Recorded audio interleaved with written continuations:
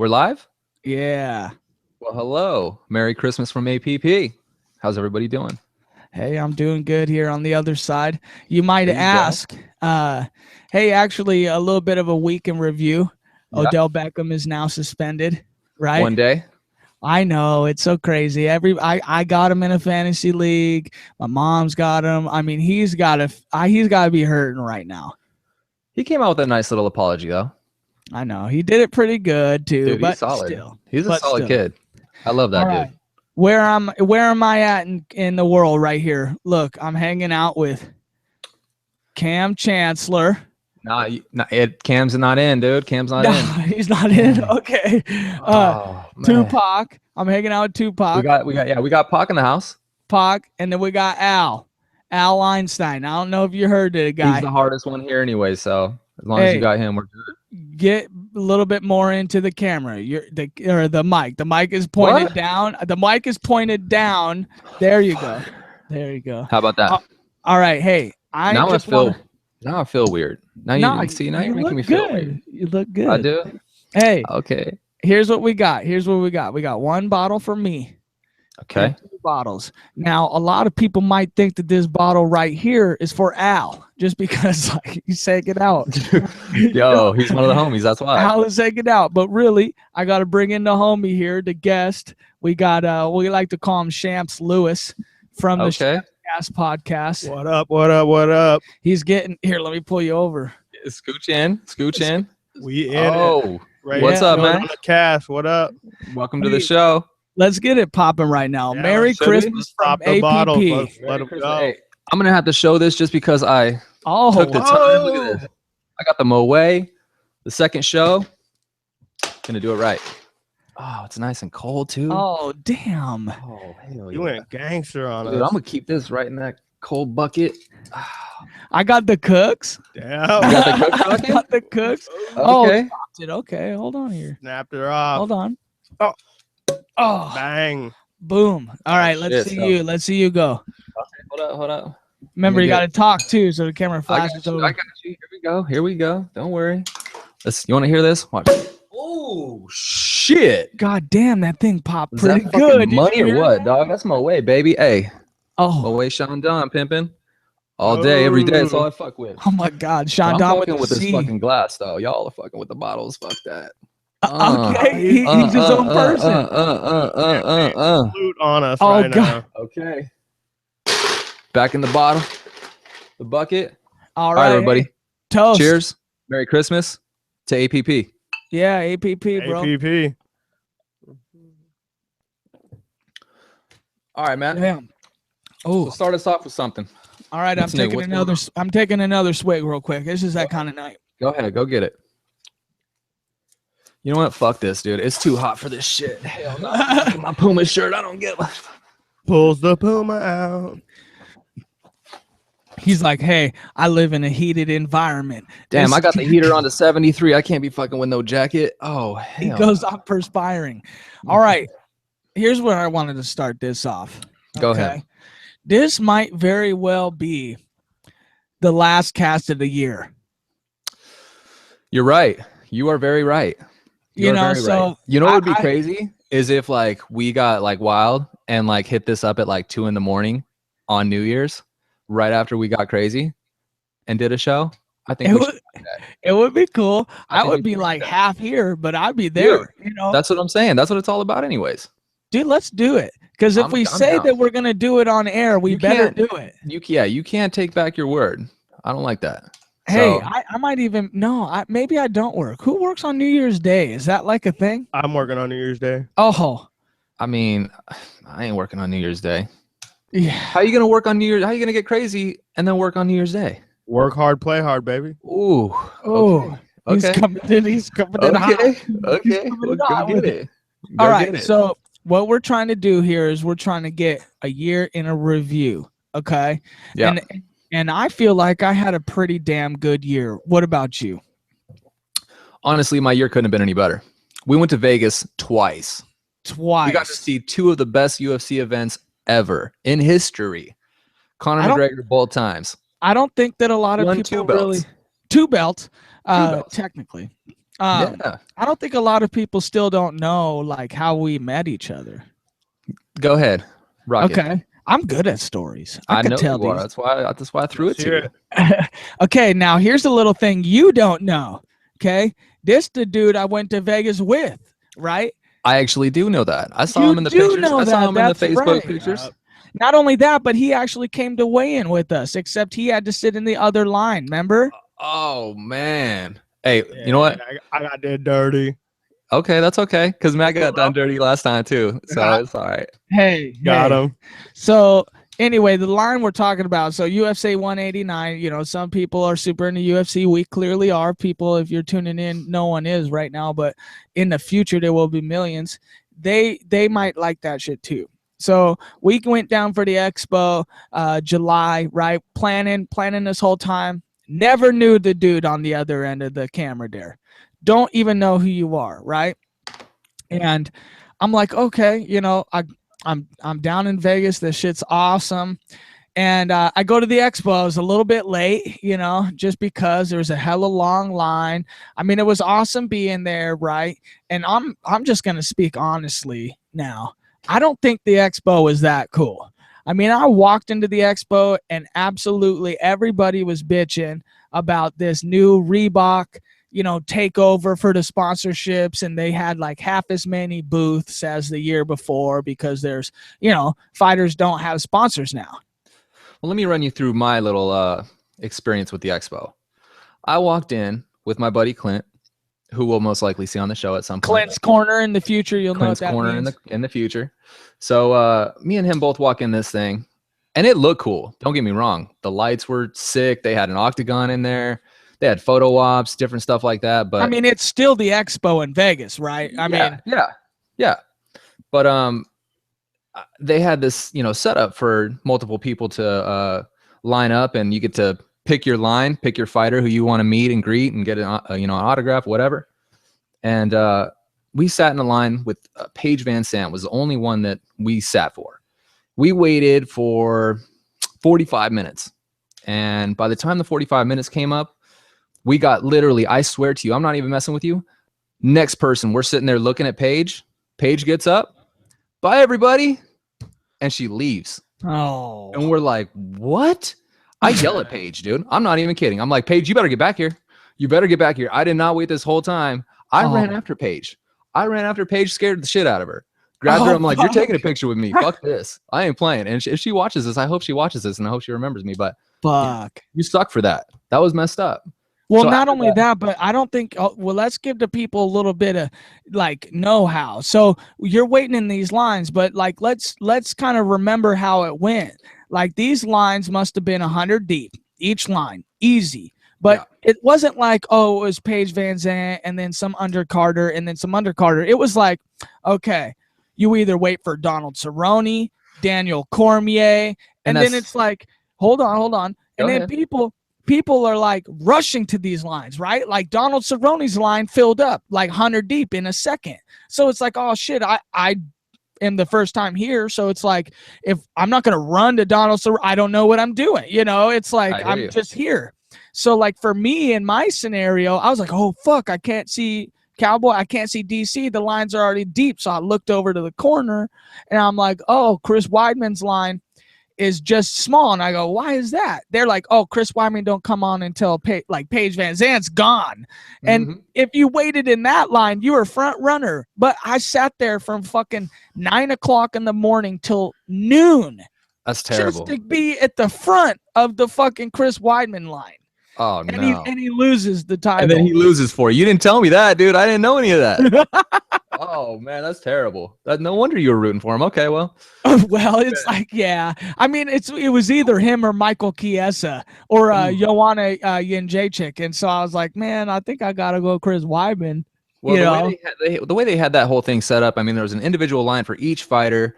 And you're right. The lines were filling up super quick. They were hella long, dude. It was insane. You had to almost Black Friday people to get in. Yeah, the way that they should have, and they could have done this because there really wasn't that many people there. Majority of the people like all headed for those lines, but they should have started one solid line.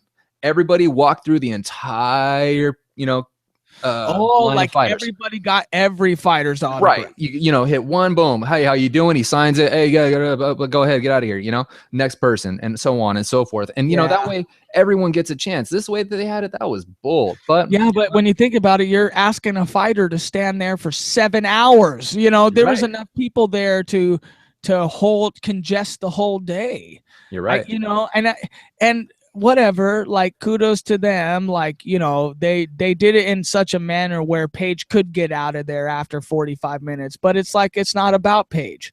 Right. I think she needs to take a seat for a little bit longer. Well, so they have different experiences with that expo. You can either get, I think, the regular, which I think was like $60, and then they have the VIP. Did you got the VIP, right? Well, I got the VIP, but that didn't mean you got to the front. Dude, see, that's what I'm saying. So what did we actually get with that VIP thing? Dude, the VIP was like special entrance into the weigh-in.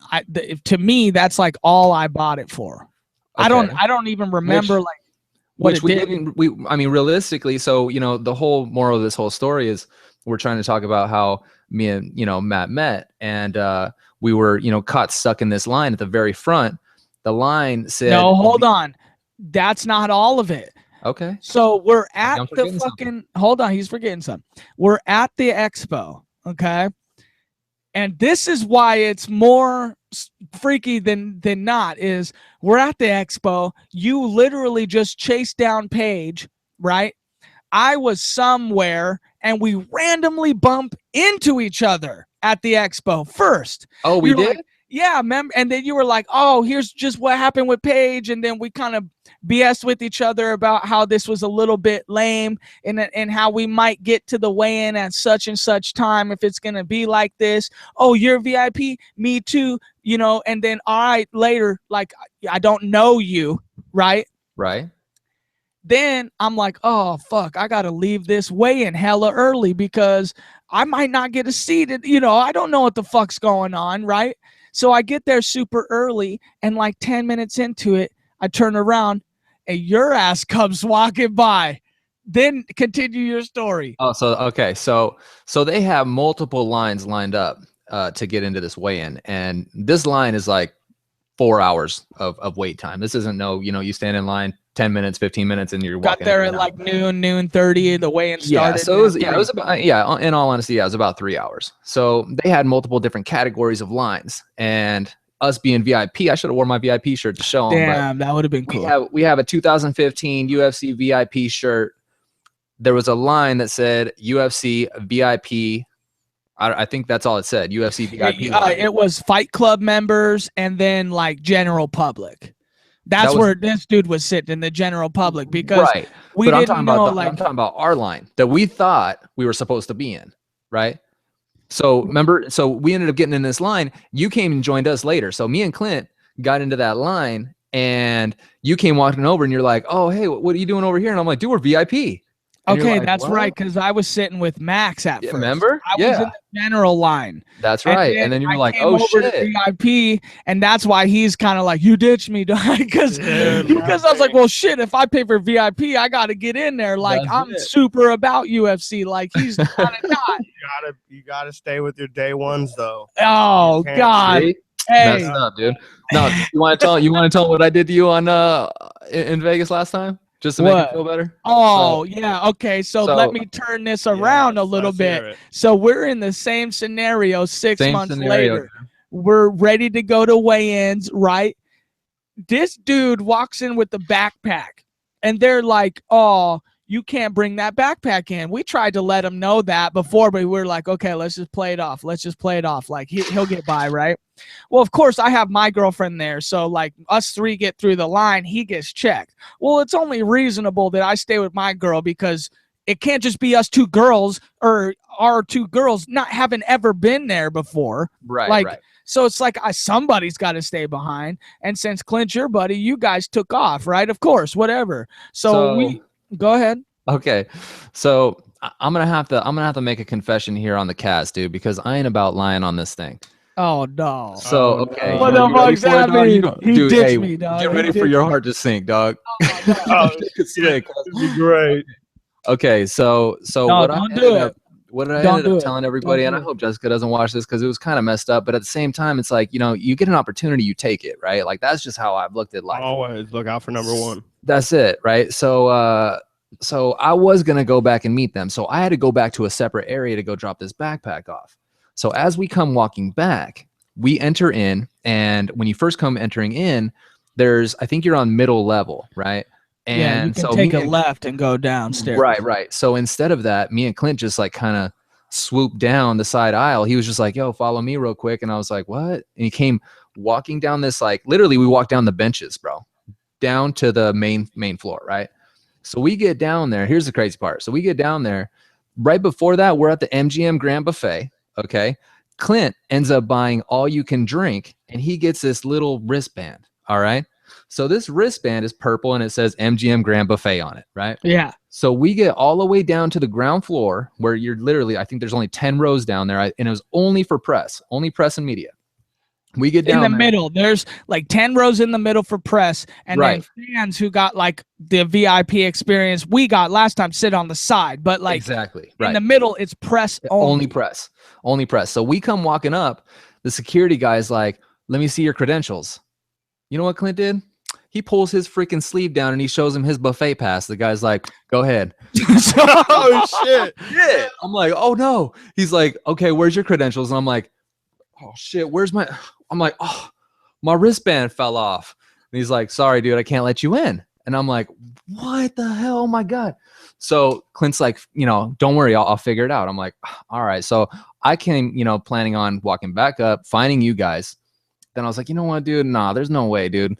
He texts me and he's like, "Figure something out, dude. Make it happen." I'm like, "Oh my God." So I walked around to the other side, walked down the benches, got all the way down to the ground floor, walked right into the line, or right into the section where he was sitting, walked right in, swooped down, sat down, and that was it. Nobody touched me. Nobody said anything to me, and it was it.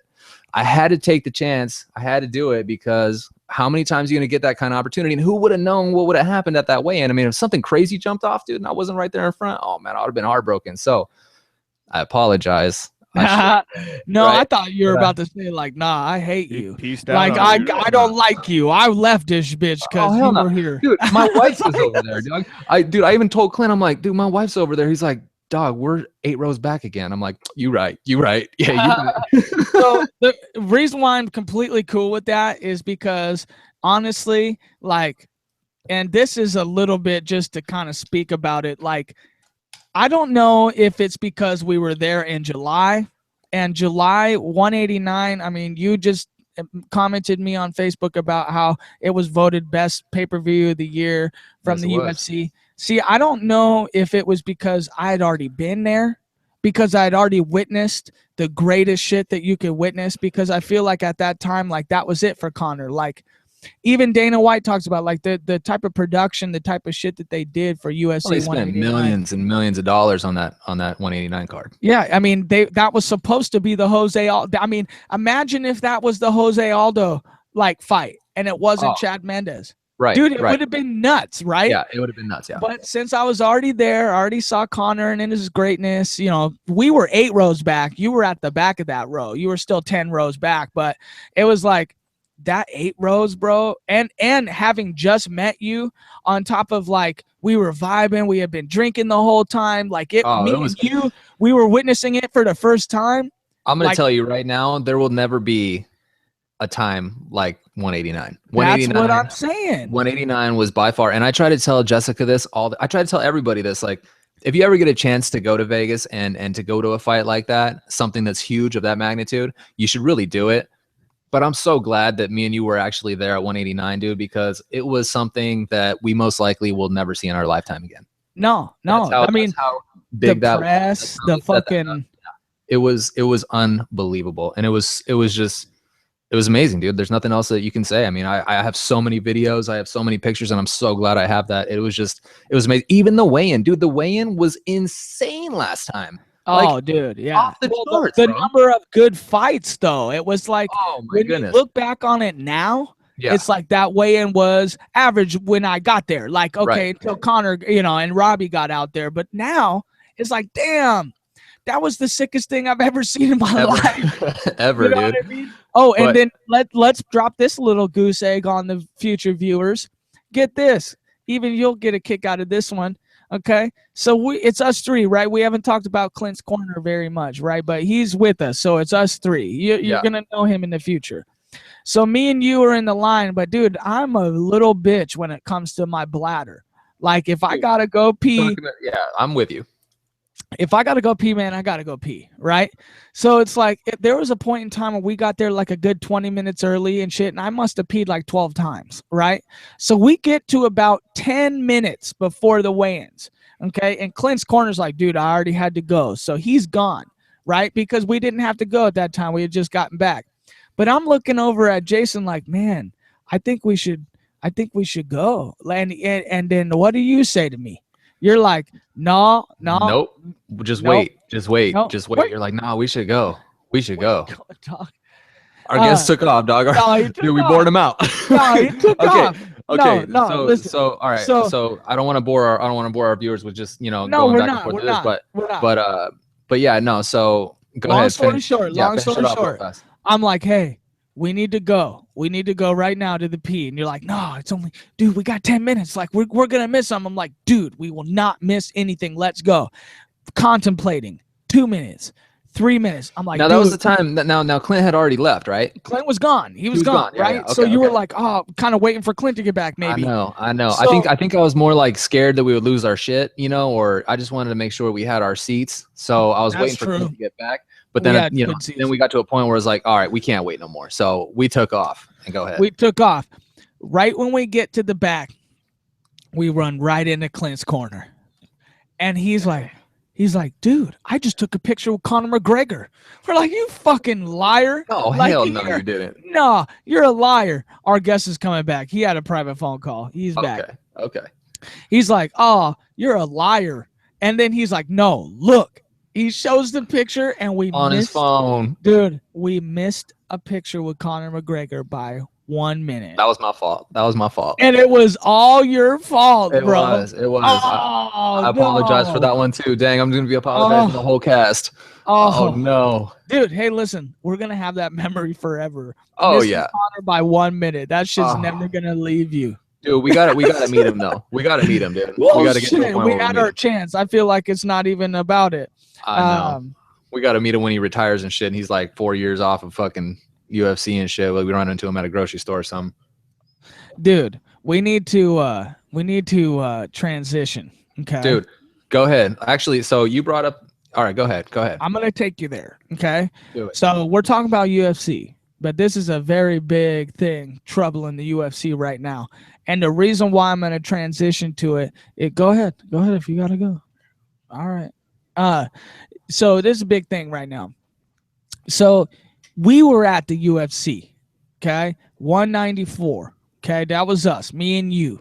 One of the kind of craziest things happened, and it's causing a lot of people. Can you talk down there, though? All right. And then so when we were there was one fight in particular, again, my boy Weidman. Okay. Let's talk about this real quick. Go ahead. Should that fight have been stopped in the third round? Yeah. I wish it was stopped. I'll be honest with you. But here's the thing. Weidman was apparently in there telling him that he was fine. Now, my problem is where do you draw the line, right? So you got a championship fight. Saying. Yeah, you got a championship fight. You got a champion that's been a champion for the last 3 years, right? He's in there telling you he's fine. Now, I've seen it multiple times where people are like, they'll give you the thumbs up or they'll tell you they're fine and they're about to get their fucking clocks clean, dude. Like, so where does Herb or Big John, where do they separate those things? Because at the same time, I'm sure they have a meeting before the fight, right? And I'm sure the champion's like, look, dude, if I tell you I'm fine, don't stop it, right? But Big John or Herb Dean, whoever, they have to also do their job, so you got to separate the two. And it's a very tricky situation, I think. And, I feel like you're going to continue to run into issues because, let's just take, for example, the Jose Aldo and Conor McGregor, right? That happened so quick. You could have called like either way, like, okay, well, he was out, but he could have came right back up. I don't know. It was just so fast. They stopped it like quick style, right? So I don't know, man. I'm just I'm kind of on the fence about it, but I something needs to happen because I do feel, you know, the actual question is do you think it should have been stopped? It should have been stopped. I mean, that was a barrage of punches that didn't need to happen. And I do feel that probably took a year or two off of Chris Weidman's life. I ain't gonna lie, dude. That was you messed could be up, right. dude. Well, and here's the thing. It's not just physically, it's also emotionally. That's what I'm saying. I mean, he was not just beaten in that third round. He was demolished. Yeah, and against the champ, when you're the champ, it's like saying, oh, damn. Just like Jose Aldo, there's no way he's coming back from that. Yeah, I mean, there's just no way, dude. 13 seconds, it was a clear defeat where you were just clear.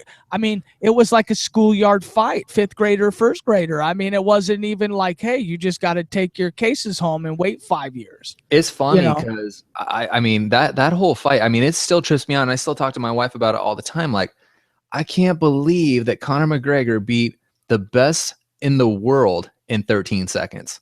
That is just the craziest shit to me. I mean, that happened so fast. I could have swore when we were sitting there, I'm like, dude, this is gonna go championship rounds. I feel it's gonna go 3, 4, 5. Oh, and then it's over. And then it's like, dude, we didn't even get to start. I mean, thank God I didn't sneeze or some shit, because goddamn, I would have missed the whole thing. I know. But thank God we got it on video and everything. When that shit happened, dude, the roar of the crowd. Dude, so check this out. So, you know, maybe one day we'll be able to post this video on our YouTube or something like that. But so my wife, Jessica, was recording the start of the fight. And I don't know if she was recording it just on her normal recording or Snapchat or whatever, but she was able to catch that whole fight, right? I mean, it wasn't that long, but she caught the whole thing. So in that video, as soon as he wins, the crowd went so crazy. Clint's corner grabs me, shoves me to the right, which is where my wife is, and my wife almost gets trampled. Okay. And she lets out this scream that is just like a death scream, bro. And I have it on video. It's crazy. And I had to, like, you know, slam Clint back, like, yo, you know, get back, whatever, you know, but it was just beer flying and I mean, stomping and I mean, it sounded like the MGM Grand, you know, Garden Arena was going to come down. It was like a big relief, you know, like, because as Conor McGregor fans, as we are, it's so stressful, Doug. It is. It is so stressful. Dude, I was like the whole time, like, oh my God, if he doesn't win, this sucks. Doubted him. Not that I got my shirt on and shit. Oh, hell no. Just wanted to win and shit. Oh no, I'm gonna have to throw it in the fucking crowd. I don't know, you know? Hold on. Let's get back to the question though. Let me ask you though, like, let's say it's not that fight, okay? Yeah. Let's say it's a fight. I mean, we can even have different answers for a non-title and a title fight. But if you're Jason, you're the title holder, you just beat Anderson Silva, the greatest fighter to ever live, right? You just beat him twice, and you're coming up with this snot-nosed kid, fucking Luke Rockhold, right? Who thinks he's just as badass, right? What point? Well, he doesn't. I mean, he listen. Is, At what point should the fight be stopped? I mean, I'm gonna give my answer because I'm asking you an answer that I got my answer. Okay. Go ahead. I don't think a fight should be stopped till that dude's laying like lifeless. You know, just like when Jose Aldo got knocked out and the dude, you know that point when a dude's knocked out where he's just like, oh, and then he's back. Like that point. That's it. Well, here's the thing. I mean, all right. So you know that new movie Concussion's coming out with Will Smith. Yeah, yep. Okay? That's a big one right here. Yeah. So now, you know, when someone's on the mat like Chris Weidman was, and Luke Rockhold was barraging him with blows, okay, his head is snapping back and hitting that octagon mat. Boom, boom, boom. You don't know if he's, you know, getting if he got a concussion during that, or, you know, your brain's not supposed to fucking go back and forth and jiggle and shit like that. You know, it's not supposed to be fucking hit like that. So, I mean. But let me ask you the question. Go ahead. Are you saying it should have been stopped? I think it should have been stopped. I think that there's some fucking tough ass motherfuckers out there. And that's not because, you know, they're any different as far as the inside, but for whatever reason, they're able to stay awake or conscious or whatever, or maybe they just weren't hitting the right spot. But I still feel like you need to protect the fighter. And I don't feel. At that point where, I mean, Okay, so here's the thing. A lot of fighters will use the excuse like, hey, I'm turtling up, I'm blocking. But like, so you're trying to tell me like, okay, man, you're blocking. Maybe like you're sitting here like turtling up. Like, well, dude, I mean, you are going to be, you know, block. I mean, that's just your normal instinct. I mean, even if you're not a fighter, that's your normal instinct. I mean, everyone's instinct is to cover up and block, right? The only time that's not going to happen when you're a fighter is if you are knocked out. Okay. So it's hard to say, right? But you can't say that person isn't, you know, suffering internal damage, you know, by, you know, the barrage of blows. So you're saying you're voting for the referee choosing that, hey, he should have stopped that fight. This dude, if this dude takes one concussion, he could have trauma for the rest of his life. That's what you're saying. I mean, even one of those punches, when the dude's not, you know, like that. So you're saying, okay, he's turtling. He's maybe trying to move, but he's took a couple of those rungs that nobody takes. Like, do we stop it then? I think so. Because, you know, not only did he, you know, is he suffering from the barrage that's currently happening, but dude, what was that in the fourth round? The third round? That was the end of the third round. End of the third, but end of the third round. So there was, dude, I mean, they were beating the shit out of each other. So, you know, you're not even taking into consideration what happened in the last 3 rounds, you know, before that happened. That's the other thing too. But here's the thing. But I was listening to Ariel Helwani's podcast, and he said that Weidman had arguably won both rounds. So yeah, he's saying that, okay, the only reason that he even had lost a point of that fight was because he tried the spinning back kick, which was stupid. He'll never do that move again in his life. Trust that, okay? Ariel Helwani is saying that he was pretty much winning that first round and on his way to winning that third round. So he was winning the fight. I disagree. Okay, so are you saying that if a fighter is winning a fight, I think he might have had second round and he didn't have first round, and then he got fucking smoked on third round, and then he got lit up on fourth round. Well, fourth, it was like not even a minute, and then it got stopped. Right. So, but what was the question? No, I'm just saying, at what point should the fight be stopped? You know, I'm saying, this is what I'm saying. That they have to be knocked out when they go cold. They gotta be cold. Their eyes gotta go. Because here's the thing. Whether you're protecting the fighter or not, get this, okay? And trust that you may not see it from this point of view because you may have never fought before, right? But I have fought before and I lost before. So I'm not the greatest person in the world, right? But let me tell you how a loss feels, okay? Now, in my fight, I think I lost the fight. Like, I probably wasn't ready to take on like that at that time, right? The loss. But it's like, I've never fought since. I've been in and out of the gym since then. It's like when a dude's ready to lose, like, he will go blank. Like, it ain't about getting hit 20 times in the turtle up, you know? Right. And like, here's the thing. Weidman answered the bell in the fourth round. He answered the bell. You know what that means? If he's not ready to get knocked the fuck out, he ain't coming into the fourth round. Right. And that's what I'm saying. Like, the dude knows what it means to him not to lose. And it is so much that he's willing to go into the fourth round having his shit knocked all around. You know what I mean? It's like, I think pride is a big thing too, though, dude. Well, but that's what I'm saying. Like I said, you know, a lot of people, you know, I mean, for whatever reason, they can withstand a lot more than others, you know. So you're saying that if one clean blow from Conor McGregor, dude, and Jose was out, right? I know, but that's the thing. That's why these stoppages are so controversial, is because like Weidman was, you know, he's turtling up, but he ain't knocked out. Right. And that's the thing. Like, ask Conor McGregor this question. I bet you he says when that dude is laying flat on his face, that's when you win. It's just like an ancient battle. This is like an ancient battle between two men that's just allowed in a cage. You know what I mean? Like in the 1500s, that dude had to die. Dude, in order for you Albert to win Einstein the mic, dude. I want to hear what, you know. I want to Al, what you got, Al? You see? E equals MC squared. That's what I'm saying. Okay.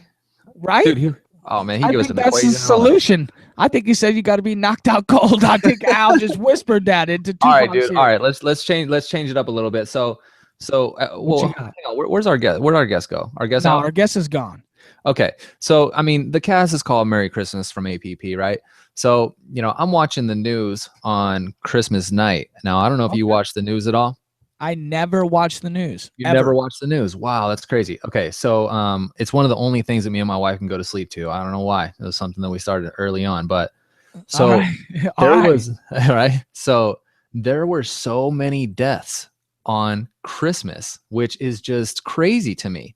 So I'm gonna list a couple, which is just like nuts, right? Let me ask you a question. Go ahead. Was there so many deaths on Christmas, or were they reporting so many deaths that they were reporting on Christmas? Well, yeah, that's what I'm saying. But it's just deaths. But you think, well, I mean, the type of deaths, like, check it out, okay? Like, I can understand car accident, all right? That one's understandable. There was a guy in San Diego, California, that literally walked right off of a 60-foot cliff because he was staring at his phone, probably checking his Facebook or doing his Instagram or whatever, wasn't paying attention to the ground, literally walked right off the cliff, fell 60 feet and died. Okay? No. Swear to God, right? No. I swear, dude. So then there was another one. A woman was burned alive by a male suspect. He allegedly doused her with gasoline, and the dude still hasn't been caught. They literally found her on Christmas Day, burned alive. Okay? Stuff like that is just crazy to me. Like, I feel so bad. I mean, it seems like such a good time. Christmas is my favorite holiday. I don't know about you, but they gotta be crackheads or something. You think so? Well, fuck, who the hell just burns their wife or something? I don't know. That's what here's some gasoline. You don't know it yet, but I'm gonna say you. I don't know if it just like holidays bring out they could bring out the best in people, because usually it's usually a time where people are very giving, or they want to do right by people and do nice things and whatever. Maybe it's a different switch where the holidays come around. Maybe they don't have the best of the best world, or maybe they're not talking to their family or whatever the case may be, and the switch goes the other way and shit like this happens, and they burn people. And that's what's fucked up in this whole goddamn world today, man. That's what I'm saying. People shouldn't be burning people. Dude, ever. I mean, can we stop burning people? Honestly, I mean, this is terrible. Jeez, I'm burning this bottle down though. Dude, I'm about to kill this bottle. I'm gonna need another bottle. So I got a couple other. Homie left. Yeah, he's gone. I got another one. He's gone. He's not in. Look. Off camera bottle. There you go. I might have to leave in a few minutes and get another bottle, but I can't hold this cast on my own. Check it. Yes, I probably could. Yeah, you could. Yeah, you could. Come on. Your grocery store better not be 45 minutes away. I'm gonna have a hard time. Dude, so check this. All right, let's get back to the Seahawks for a minute, okay? So Doug Baldwin, he might be out Sunday, dude. Hammy or something. Dude, you know what? Here's what I think it is. I think that is. You think it's psychological or something? They're trying to. No. I think that they're thinking we've already locked up a playoff game. If his hamstring's just a little bit tight, dude, he is the top 5 hottest receiver in the league. Oh, it's crazy. I know. Nobody been scoring like that, dude. Mm-hmm. Nobody. I mean, they were talking about. But no one's been doing what Russell's doing either, dude. Well, they've been talking about that Russell's got to get it to him. You know that Russell has had the best 3 weeks of football played in statistical history. Okay. Right. Not counting last week. I mean, no, never mind. It's 4 weeks. Excuse me. No, 3 weeks. Sorry. But before last week. Okay. So when he went on that stretch of doing like hella, like 5 and 5 and 4, right? Touchdowns. Nobody had statistically ever played football better than Russell Wilson in a 3-week span ever in the NFL's history. Okay. Right. And not only this, but get this. The only 2 players to ever had played better than Russell Wilson in history were Tom Brady and Aaron Rodgers. And that was based off a 2-game statistic. Russell did better than them on a 2-game in a 3-game statistic. 3 game with 0 interceptions. Okay? I thought it was 5, bro. I thought 5 games he went 0 interceptions. Nah, he did do that in 5 games too. That's a different statistic. Got it. We're talking about greatest NFL play in history in a span of games. Okay. Okay, now here's the thing. We're not talking about Tom Brady in 2007 where he went 16 games straight. You know, we're talking about in a span of 3 games, which is a very small number. That's why it's so great, right? Because nobody fucks with you on 3 games, right? But in 3 games, Tom Brady, you know, Peyton Manning, Aaron Rodgers, and then some older guys, right? Right. But the top 3, Tom Brady, Peyton Manning, and Aaron Rodgers. I mean, realistically, that's who it was. Russell did better than both of them. Wow, dude. I love that kid. Better touchdowns, better ratios, like better completion percentage, better freaking QB rating. You know, it's phenomenal. I mean, well, we lost. What was it, by 3 last time? No, I think that was our second game of the season, or was it the first game of the season? What are you talking about? Against the Rams. Well, we're playing the Rams tomorrow. Oh, so yeah, you talking about the Rams? Yeah, I'm talking about the game tomorrow. Yeah. I'm pretty sure they were our first game, and then we played the Cardinals our second game. Oh no, I know that. I know we lost to him. I mean, yeah, we lost. So we lost by 3. So I just want to make sure, you know, we want to sit right with him. So we want to avenge that loss at least. I mean, I don't want to. I want to put out Baldwin because, you know, obviously we want that, you know, that playoff spot to be money, but, you know, I still want to. That confidence needs to be there too. We need to be playing right. So let's switch it up a little bit. So since we're talking about the Seahawks, I read an article about Seattle's minimum wage. Now we've been talking about that a little bit, right? Damn. So all right.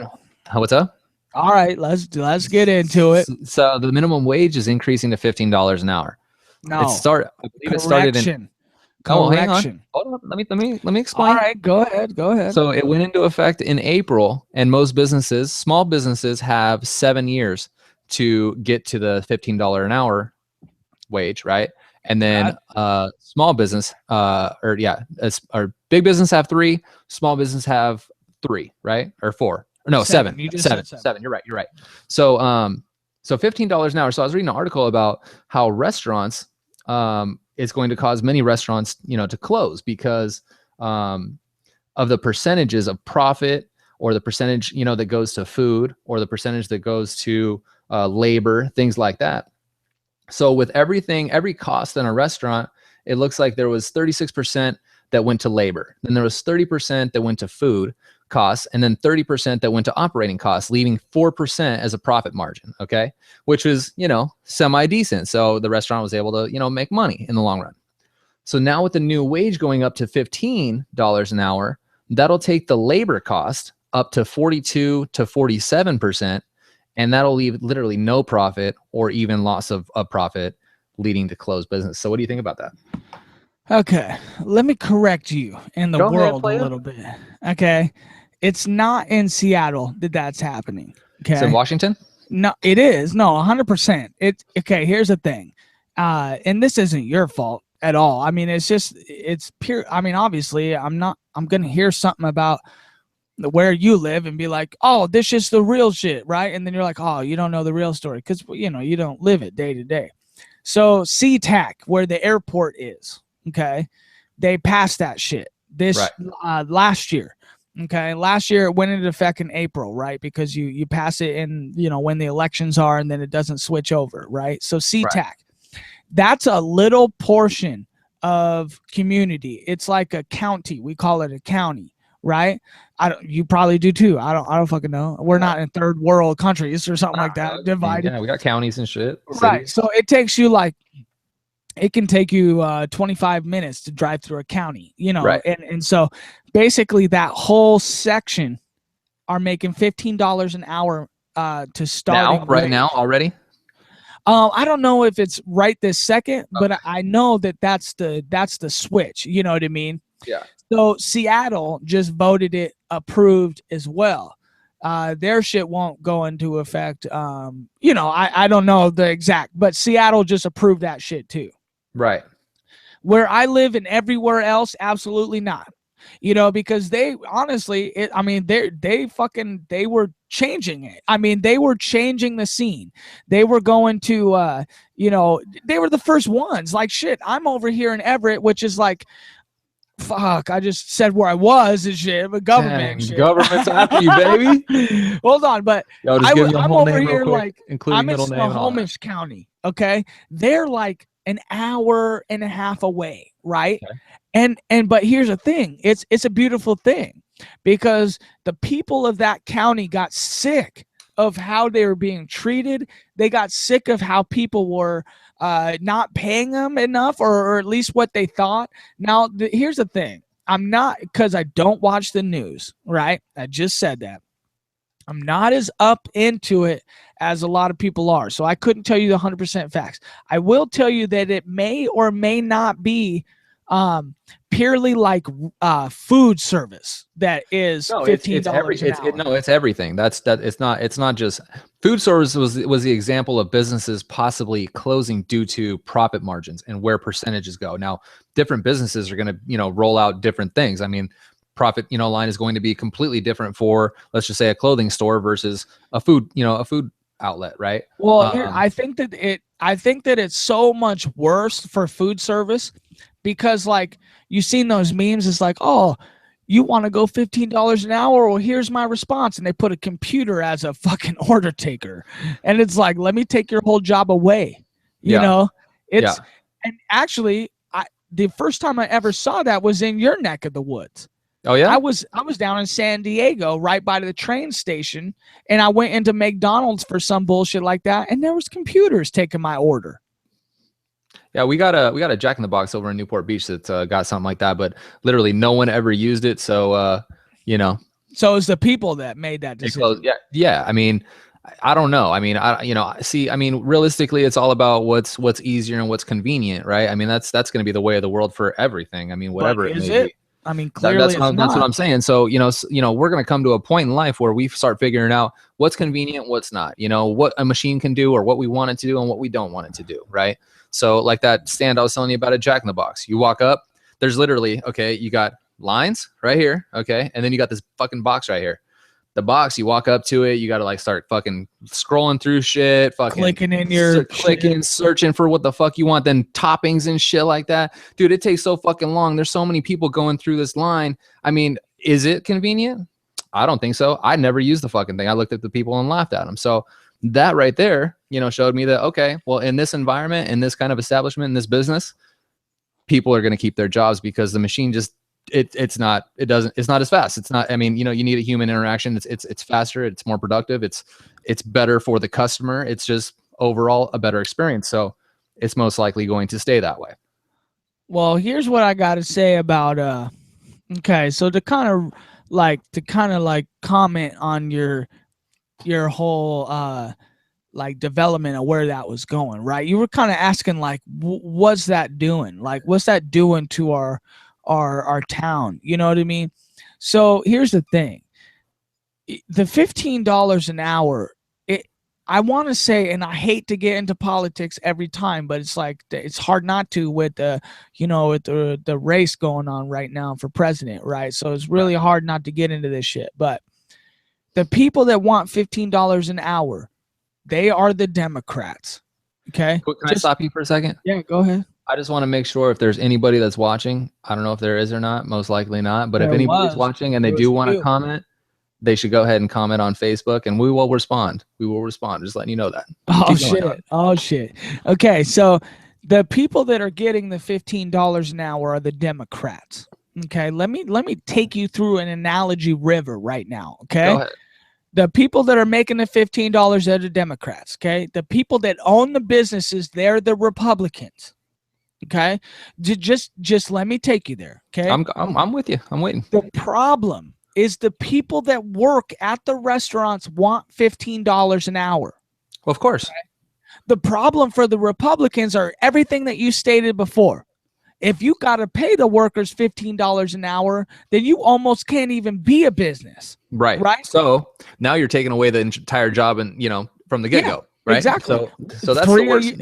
That's exactly where I was trying to go with that's what I was trying to go with the article, baby. Well, no, and that's the thing. I knew you were going to take it there. I know you got to.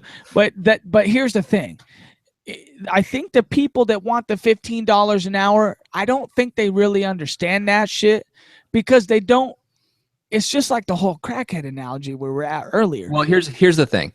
Here's the thing that could happen. Okay. Here's what everybody like. I mean, So I got on your case about this last week. Right. So as a person, you know, as a worker, yeah, you always want as much as you can make at any job. I don't care what you're doing, right? You want to make as much as you can. And as the business owner, you want to make profit as much as you can. That's how everybody eats. That's how everybody pays their bills. That's how they all take care of their family. Well, that's how the dude that's working even has a job. Because that's what I'm saying. But check it out. Wanting to support that. Well, check it out. So vibe with me real quick. So what's supposed to happen, okay, is wages go up to $15 an hour, okay? But now that people are starting to make more money, everything goes up price-wise, okay? So that profit line that they're talking about with that article where it's like, oh, businesses are now going out of business because blah, blah, blah, and blah, blah, blah, and the profit margins aren't there, and now they're losing money and blah, blah, blah. Okay, well, as soon as you start, you know, raising wages, just like you raise anything, the cost of anything goes up. Well, you got to start raising rates. Like in my business, I do pest control. So if chemical starts going up or gas starts going up, we got to start looking at, okay, we might have to raise the prices of our services a little bit. Unfortunately, it's going to be tough. Customers aren't going to like it. But in order to continue and in order for this whole, you know, ball to keep rolling, this is what has to happen. So same with the restaurants. The restaurants are going to have to change their menu. They're gonna have to change the prices. They might have to go up $1 on each, you know, item or whatever it may be to get that profit line back up to where they need it to be due to the $5 an hour increase. That's all I'm saying. This article is basically just stating, you know, they're gonna go out of business because blah, blah, blah, blah, blah. Well, dude, I mean, if they're not gonna stay with the times, well then yeah. You know, if they're just gonna keep, you know, everything the same, well then yeah. But like, you know, any other company, I mean, you know, if they have to raise the rate, they're gonna, you know, they're gonna continue to. It's about adapting. Right. They got to adapt. But here's what I'm saying, okay? And maybe nobody feels this because they don't work for a local. You do, right? And so that's what I'm trying to say. So like, let's say we got the, let's say I because maybe people don't know, maybe I sell lawnmowers, okay? Right. I sell lawnmowers at Johnny Curtin's Lawnmowers. We only sell the finest lawnmowers, right? But now Johnny Curtin, the dude that owns the business, he's got to pay me $15 an hour just to be there, right? Well, fucking, you can go down the road where Sears, who fucking has businesses across the whole United States, they can fund to pay the dude in my one little town to pay $15 an hour. Right. So it shuts down Johnny Curtin's, okay? Now, I can go and work for Sears, right? But I ain't making enough money. Because at Johnny Curtin's, they were paying me better because they had the ability to. They didn't have to pay, you know, these things or maybe these little bit of, you know, outside costs that come with, you know, not being. Hold on, talk. I can't see. Remember, it can't. Oh, you can't. You didn't hear the little cling cling. I thought the cling cling would pick it up, and I was just gonna cheers everybody. Hello, cheers. That's the end of it. That's it, baby. That's it. Oh hey, my god! You don't need anything crazy? You want to? Hey, let me pick it up, baby. We're here. We're doing it. Right here. Tink. Yeah, right here. Tink. Keep going, baby. I'm still listening to you. I got you. So if Johnny Curtin's closed down, that means that everybody else won, right? No, we straight lost our guest, dog. No, he's gone. No, he's been gone. Left? Like, are you at his house now? Yeah, I am. Yeah. So he just left? This is like a second home. Okay. No, I'm here all the time. Okay. Dude, Al's my best friend, dog. I got you. I got you. Wait, who? Al, he's been soaking it in. And Tupac. Okay. Hey, I bet you didn't know Tupac's first name is Tu. Last name Pac. Oh, you're right. Okay. Nice. Anyway, all I'm saying is it hurts what's funding America, which is the small businesses. But the thing is, okay, so check this out. I'm so for Trump because he is a small business in the long term. Yeah, but check it. So like, but Trump's not about, you know, raising the rates or the. Let's not get into politics. No, I'm not trying to. I'm just saying. All I'm saying is that so they keep, you know, talking about, you know, this minimum wage being increased, right? If this wage was continuing to be, you know, increased like it should have been on a either yearly or 5-year or 10-year or whatever basis, should it though? Yeah, it should have, because everything else went up. Okay, check it out, dude. So when I was growing up, when I was 15 years old, I was in Texas. I went to go visit my grandfather. You know how much gas was then? But in Texas, in Texas. I was in Port Aransas, Texas. Gas was but you're talking about the price of oil, though. That changes with how much oil that is able to get. You know, back when I was 15 years old, which was 17 years ago, what would that be? 1999, 1998, 1998, right? Dog, I was in fucking elementary right? I know, crazy, huh? So you know, 96 cents a gallon. Gas was never over $2 a gallon then. It wasn't even fucking heard of. Not even close. But that's just because times have changed, and as times change, prices continue to go up with wages or with whatever. But what seems to have stayed stagnant is minimum wage, unfortunately, for whatever reason. Now, I'm going to give you another little tidbit of my life. When I was 15 again, my first job was Knott's Berry Farm. Have you ever been there? No, but I heard about Knott's Berry Farm. Berry Farm is the shit. Next time you come down here, we're going to go. We're going to go. Knott's Berry Farm? Knott's Berry Farm is in Buena Park, and it's about 35 minutes from my house. But tell I me, used to live right next to it. Is it a theme park? It's a theme park. Oh, it's a theme park. Oh, sort of like Disneyland, but like Disneyland meets the Wild Wild West. So it's like Reno to Nevada. Like some people go to Reno because it ain't Nevada, but it's like kind of like Nevada. I mean, sort of. But the thing is that like, you know, this one's got like roller coasters, whereas like Disneyland's just got like little kid rides. Little kid rides. People talk about some of them rides like they're fucking megaliths. Nah. Yeah, like Splash Mountain. What the fuck, Splash Mountain? I don't know, but it sounds like it's some big ass ride. Oh, Splash Mountain is the saddest thing you've ever been on. What? Splash Mountain, you get into a log. That log fucking takes you up and shit. And are you about to ruin Disneyland for me? I mean, I ain't trying to ruin it for anybody, but I mean, most people that are tuning in here, they've been to Disneyland, and you'll get to go there, and it's cool. Don't get me wrong. Now, the sights and the size and like, you know, the extravagant, you know, of Disneyland and like the production is awesome. Don't get me wrong. Disneyland's good for kids. It's good for kids because like everybody. Dude, you take your daughter there, you're gonna be fucking stoked. But if you go there with like a homie, you're gonna be like, damn, this is kind of weird. I'm just not. I ain't gonna lie. You're even here right now. Exactly. With that child. Two dudes like almost 30, like just creeping around. Nah. Almost 30? Damn, I am getting almost. Damn it. Right? Why you got two dudes over at Knott's Berry Farm. It's like, yo, what's up, dude? Hey, you wanna go ride this ride? Hell yeah, let's go. Shit. So different. So that's the difference. Knott's Berry Farm. Yeah. So there you go. We got, anyway, I think it's called like Silverwood or something like that in like Idaho. It's supposed to be the shit. Nah. You had never heard of that? All right. Knott's Berry Farm. I heard of that. All right. Let's go. All right. So check it out. So when I was 15 again, that was my first job. 15 and a half. That was my first job. You know how much money I made when I was 15 and a half? Take a stab at it. Like an hourly wage? Hourly wage. $4.25. Damn, dog, close. $4.75. Oh, I was pretty close. How fucking crazy is that, though? $4.75. Damn, for you down there in Orange County, it's probably up to 10. Probably up to 10 minimum wage. I think it's still at like $8.75, whatever minimum wage is right now. I don't think that's minimum wage is double. Even that's still double in less than double the time. Yeah. See, so that's what I'm. But no, yeah, but double in 12, 13 years. Even if let's just say it is at $8 or $8.50, which is double, okay? Is that enough? Can you live off $8.50 an hour? I mean, these people over there. I know some of those people, dude. They've worked there for years, dude. So on their name tags, it'll say like how many years they've been with the company. Same with Disneyland. Like 23 years. Dog, it's crazy, right? So you get like people there 30 years. I mean, dude, is that fair? To like be I mean, I'm sure they probably make a little bit more, but I'm assuming it's not anything crazy, maybe 12, 13 bucks an hour. And maybe they're there because they love it. I don't know. But I just feel like if where they started from 30 years ago might have been at $3 an hour or whatever, and let's just say they're at 12. In 30 years time, is that enough of a pay raise? Yeah, and the cost of living has gone up too. So it's not like just because you've gone up, you're king of the world. Living, it's not just cost of living. It's like I was telling you, gas prices, car prices, electronics, whatever it is, everything has gone up over the years, except for minimum wage.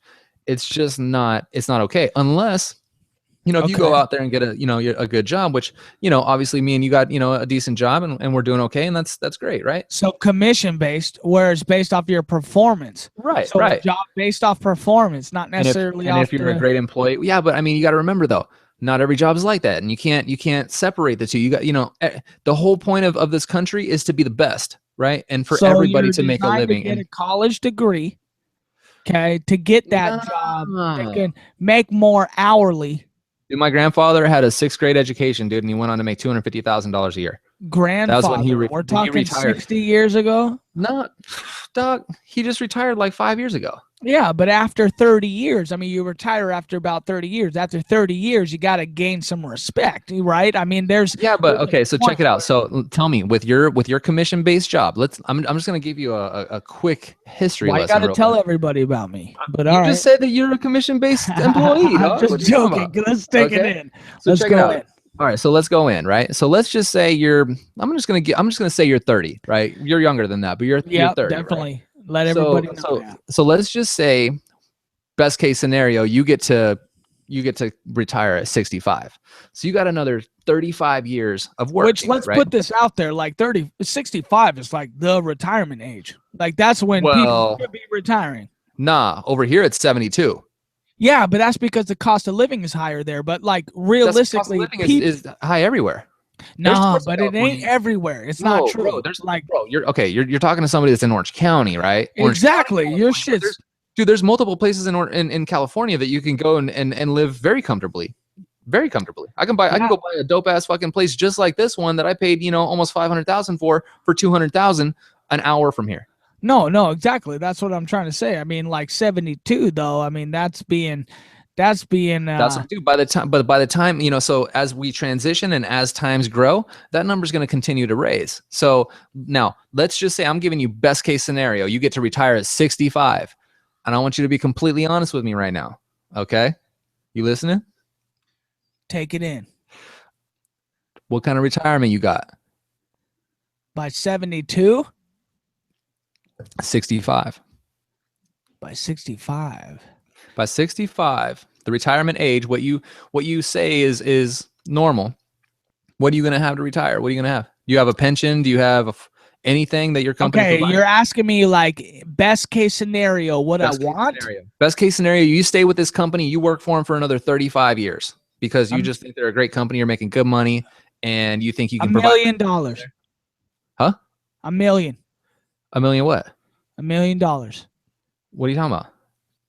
I think that is possible. No. Okay, listen. So that's what I want. That's what I think I might have by the time I'm 65. I'm saying, dude, okay. So what you're saying is that you're going to have to put away your own savings account and you're going to have to live off your own savings in order for you to retire.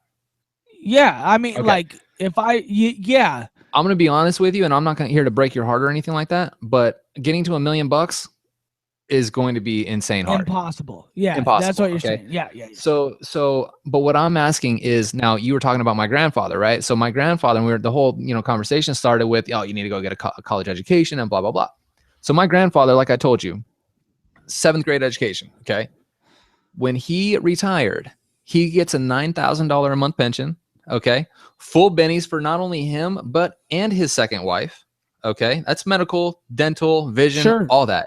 That's what's important. I'm talking like, freaking 500, like she gets 3 pairs of $500 glasses every year, the best dental, the best healthcare. It's crazy. Now my grandfather's Where are you going? So what I'm saying is that for normal people like me and you, okay, when we retire and we have a normal job and it's a commission-based job, now we make good money and we live good right now. So where I'm going with it is that the people that do make the good money right now, what are we going to do when we're 65? What do you mean though? What do you mean? What are we gonna do? If let's just say if worse comes to worse, and as things increase, okay, and our wages they may increase a little bit here and there, but you're never gonna get to a point where you're making fucking $200,000. Let's just be real, okay? A year. So a year. No, right? Not at the companies that we're at. That's hard. That's what I'm saying. So not at the companies that we're at. Play the stocks or some bullshit in New York. Yeah. So what I'm that's not possible though. We could do that if we really wanted to. We could, and Clint's doing that like crazy, and we'll talk about that when Clint's Corner comes on. But where I'm going with it is that we are doing okay right now. But what are we gonna do when we retire? What do we have lined up? Okay, now my grandfather, like I said, he has a pension. Now he paid for that pension while he was working in that environment, in that job that he was at. So what are we going to do? What are we going to do when we retire? Hey bro, let me tell you. Guess who's back? We got our guest back? Oh, back again. Oh. Okay. So back in the building. Oh Sorry. shit, he's trying to take my bottle. Okay. So here's the thing. All right, Max. Let him tell you because he's in. Invite him in. Okay, so you're our guest, right? And we haven't really gotten many chances to talk to you. So I want to go ahead and bring you into this conversation. So let me get you back on where we were, where we were at. All right, tell him. Hit him with it hard. We were basically talking about, Hold on, time out. This dude is actually in a position where he potentially could earn a pension. Okay, good for him. The answer might be different though. So he might have a good take on this. Let's do it. I'm ready. All right. So we were basically talking about how minimum wage has stayed stagnant for a long amount of time. And I was talking about how like where my minimum wage started when I first started working, which I'm 32 years old right now. So when I first started working was 18 years ago. Okay. I don't care. I'm real with it, dude. I'll throw everything out there. I'll give you everything you want.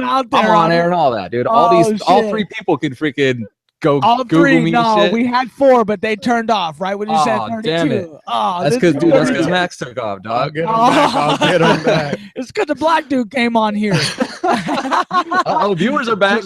No. Oh, he's back. Oh, there's a viewer. So basically, so where I'm at with it is, we're talking about, we've been talking about wages. We've been talking about jobs. We've been talking about, people succeeding and continuing to grow with the type of wage that we got right now. So minimum wage, I don't know if the minimum wage, where you guys has changed yet. I know like it's under kind of like a thing where it's going to, eventually change 3 to 7 years, whatever it may be. Well, over here, I'm pretty sure it's like either 850, 875. It's somewhere right around there. Like I'm almost positive it's not higher than that.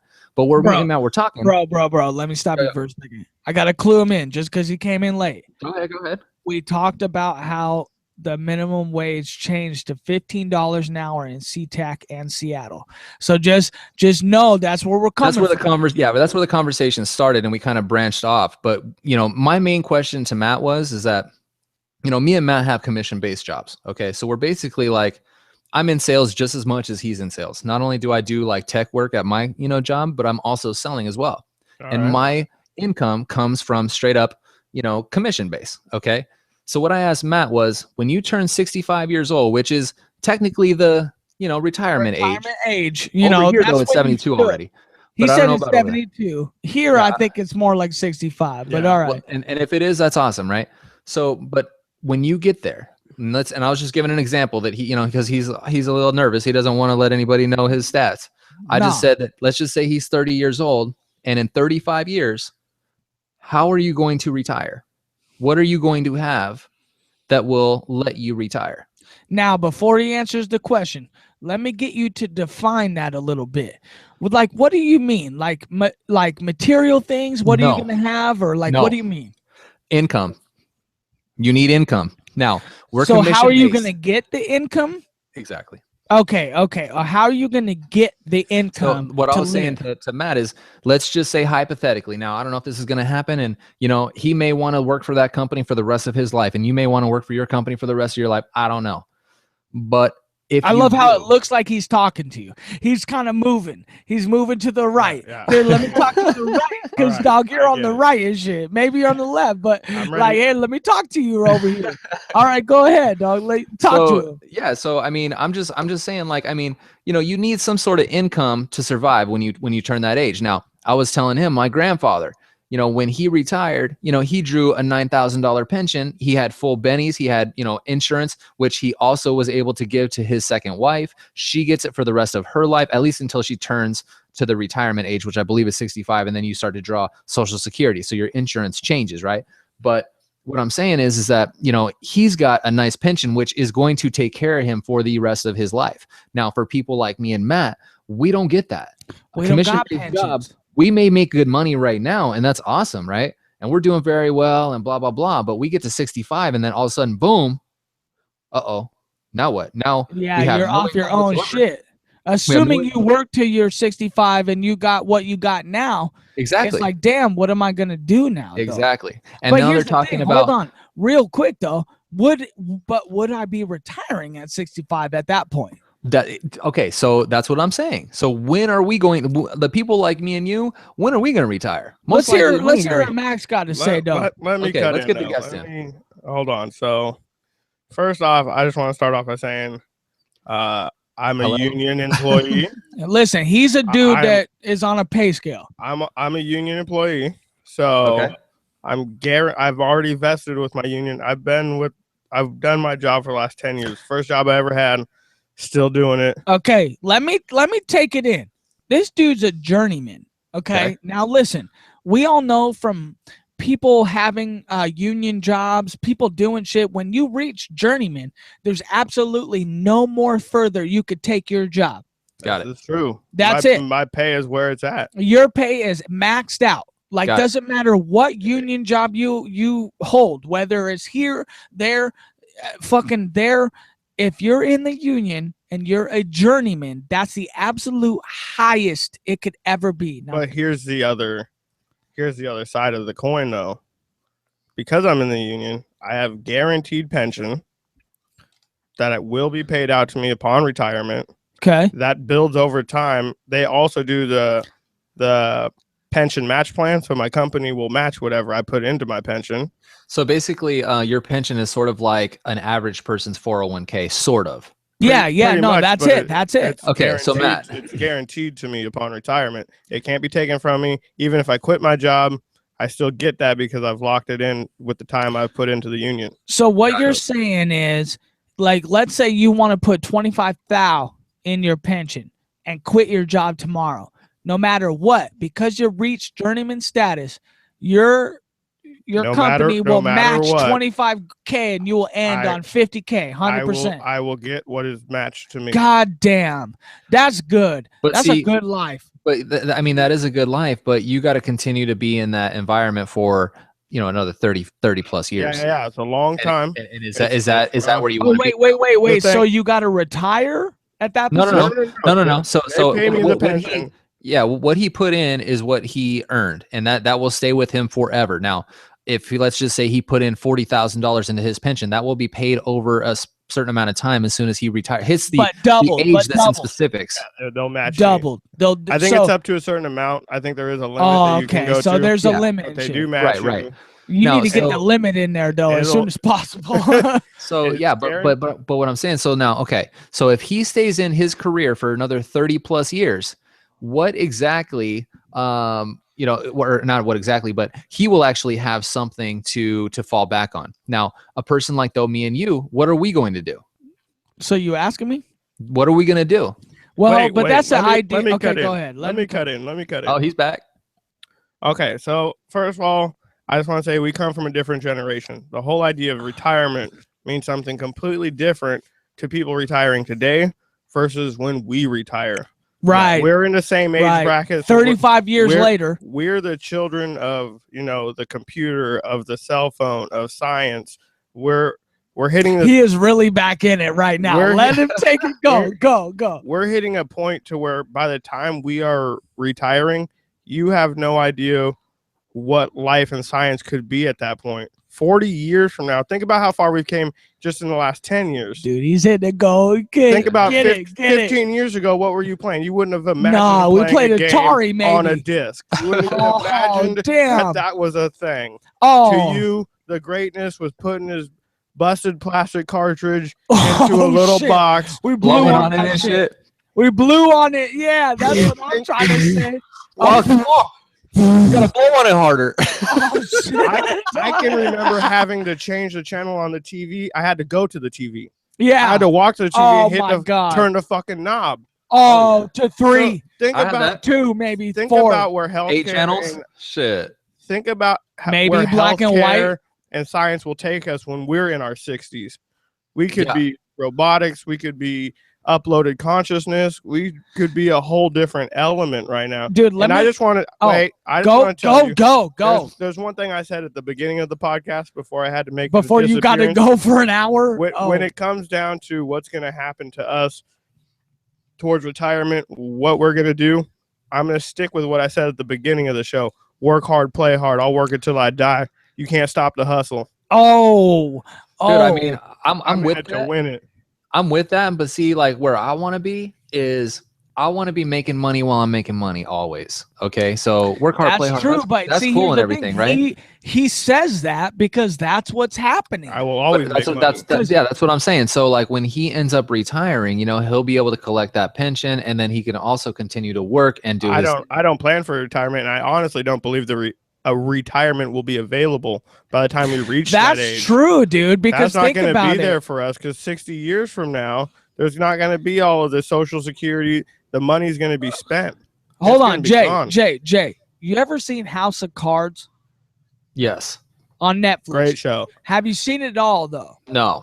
One episode, maybe 3 minutes of it. Damn, what? He goes, I've seen it. It was one episode, maybe 3 minutes. I scrolled by it. I was like, you need to watch it. Okay, listen, you need to watch it first of all because Kevin Spacey is one of the greatest actors ever of all time. And if two people are saying that shit in unison, you gotta watch. You gotta understand. Okay, Kevin Spacey is the truth. K-Pax. You gotta watch K-Pax.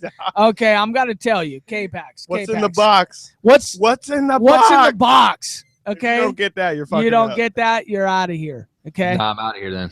Oh no! He hasn't seen it, dude. The movie Seven.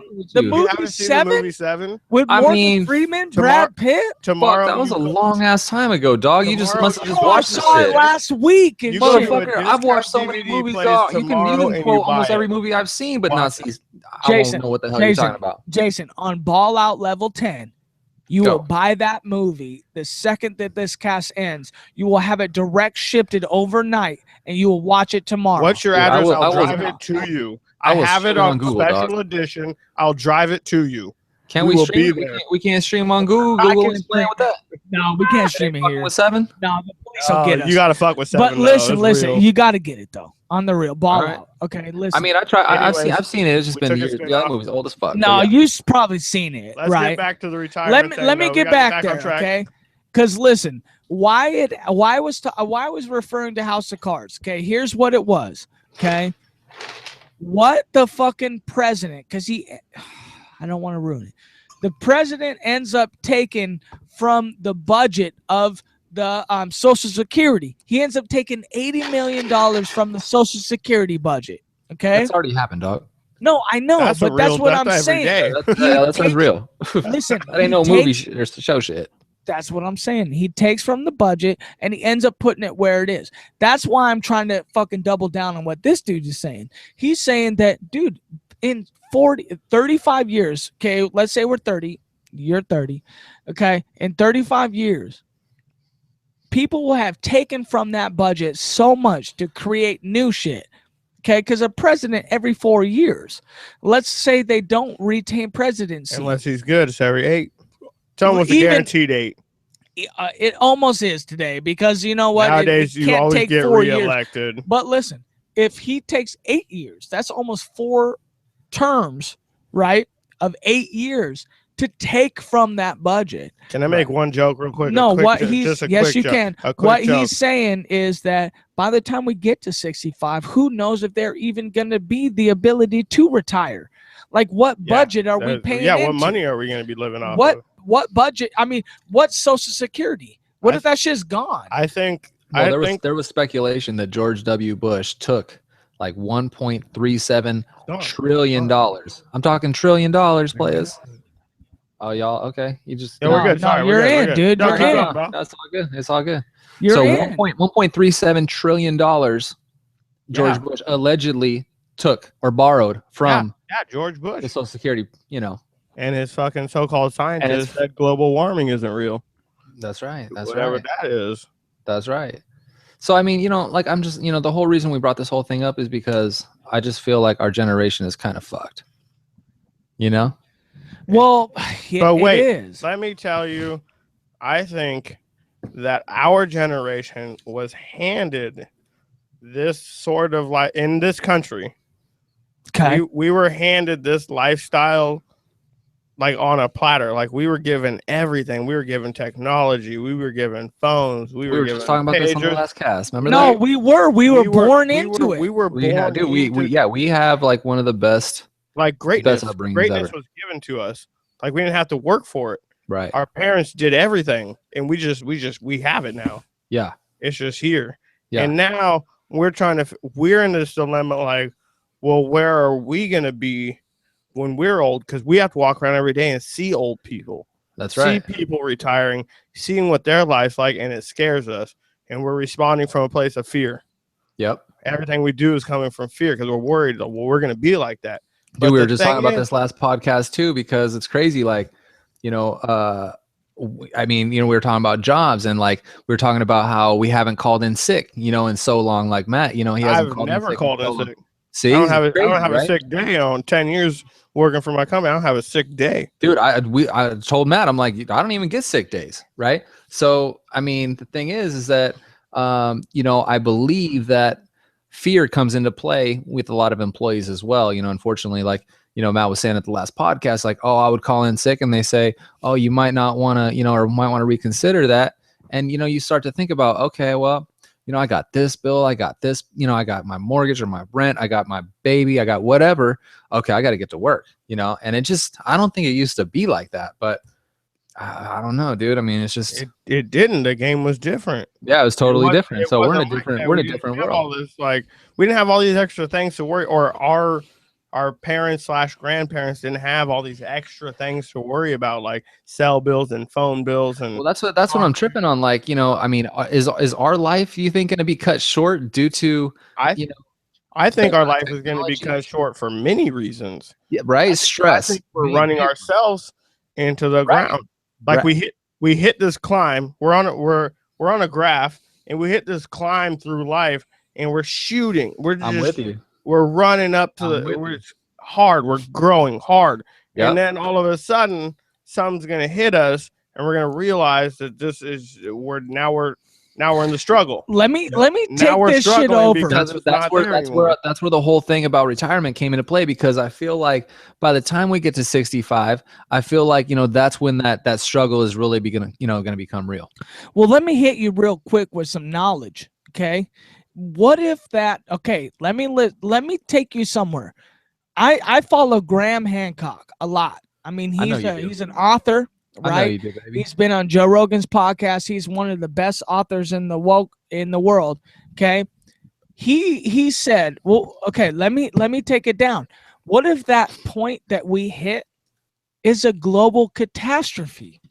Yeah. What happens if all of a sudden, let's say Cuba. What if Cuba gets hit by an asteroid and it just flattens all of Cuba? Right. Just gone. Cuba's gone because we got hit by an asteroid. Right. What the fuck, dude? What would we do as human beings? At that point, it's not about what shoes we buy. It's not about what sweatshirt we have or hat or sunglasses, but I honestly the world just got hit by a fucking asteroid. I honestly believe it's going to take something crazy like that in order for a kickstart to happen. Like, I feel like we need to be rebooted. I don't know if that makes sense, but I feel like it does. It does. Like we're like a supercomputer, right? And like we're just running like fucking hot as fuck, and like we just need to restart. I think that we're just kind of we're running way hot, and the future scares me, dude. I'm gonna be honest. The future scares me. Well, that's what I'm saying. So like, let's say, Jason, that potentially you're about to get hit by a fucking asteroid or something. Like, are you about to live your life the same way, knowing you might potentially, Well, here's the thing. It's like, can you live it a different way? Or do you want to? Right. If that in 20 years you might end that shit. Well, if in 20 years it's gone. Well, we've had a conversation before where I was trying to tell you, like, yo, you only get one shot at this life. We need to kill it. We need to ball out. We need to make it the best that it could be, right? And I don't know, dude. I don't know. I mean, I want to have a great life, but at the same time, too, I want to make sure that I have a secure life, too. Well, but what does it mean to have a great life? Now, are you talking money?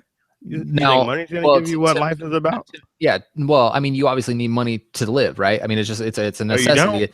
You need money to live the way you want to. No, he's kind of right, though. You need money to live the way you want to. Who do you know that doesn't have any money that's living okay? Dude, people that live, you are in California. We're in Washington. There's a ton of people. As a matter of fact, since you guys are talking about Vegas and everything, I actually just watched a documentary on the people who live in the tunnels beneath Vegas. All the flood tunnels and everything that were designed. Right. There's people that live down there. They live their lives like a day-to-day life. They've built homes down there, and they're happy. They're not ungrateful. I'm not saying I'm down for that, but I have a different version of how I want my life to be. Me too. That's me. But that's but me. At the same time, but at the same time, well, I mean, you can't really say that like you wouldn't like that, per se, because you really haven't lived that either. So that's the thing. I mean, you might live that kind of life and be like, damn, dude, I don't need to fucking work. I don't need to have a fucking boss. I don't need this shit. I could fucking live just fine. And that's cool. So I guess you are right. Like, how do I want to live?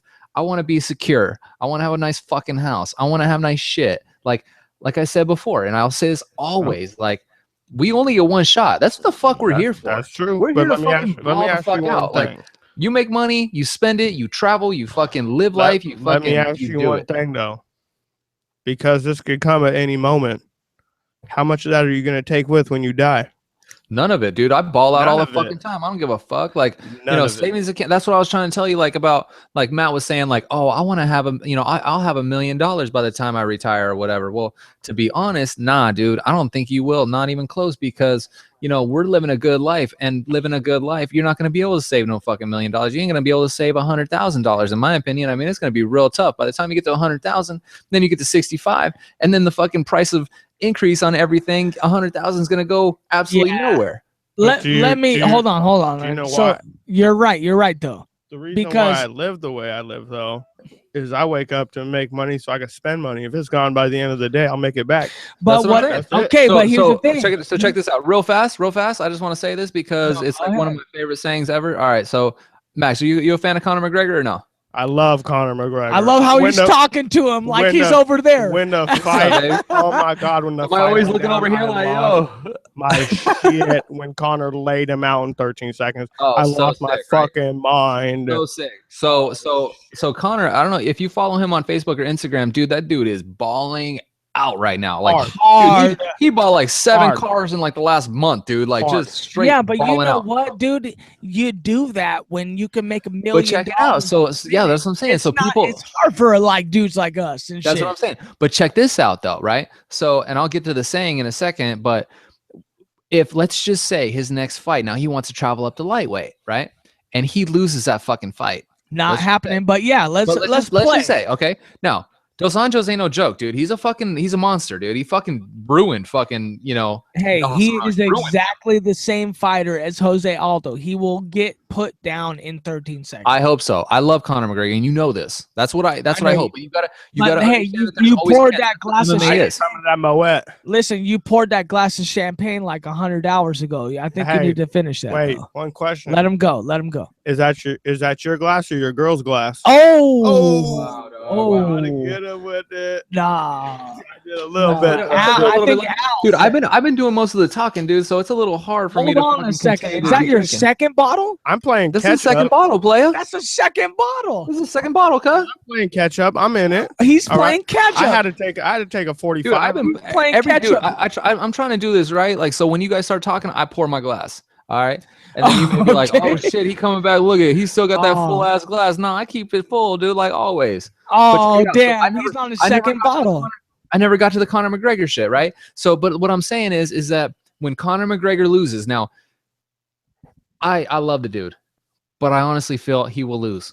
He will lose at some point. He's going to lose, okay? Everybody does. No. Everybody does. Everybody has their day. Everybody gets knocked out. So, yeah, one day. Now, whenever that day is, I don't know. But what I'm saying is right now, his quote that I love so much, okay, is people give him all this shit about spending this money and living so lavishly and all this stuff. And what he says is, if the money that's being spent is being swallowed by the money coming in, it's all good. Okay, which is fucking sick as fuck, right? Yeah. That's how I fucking live my life. That's how I live my life too. What's crazy is, okay, now Conor McGregor, it's the motherfucking D-O-double-G. Snoop Dogg. Yeah, go look at it though.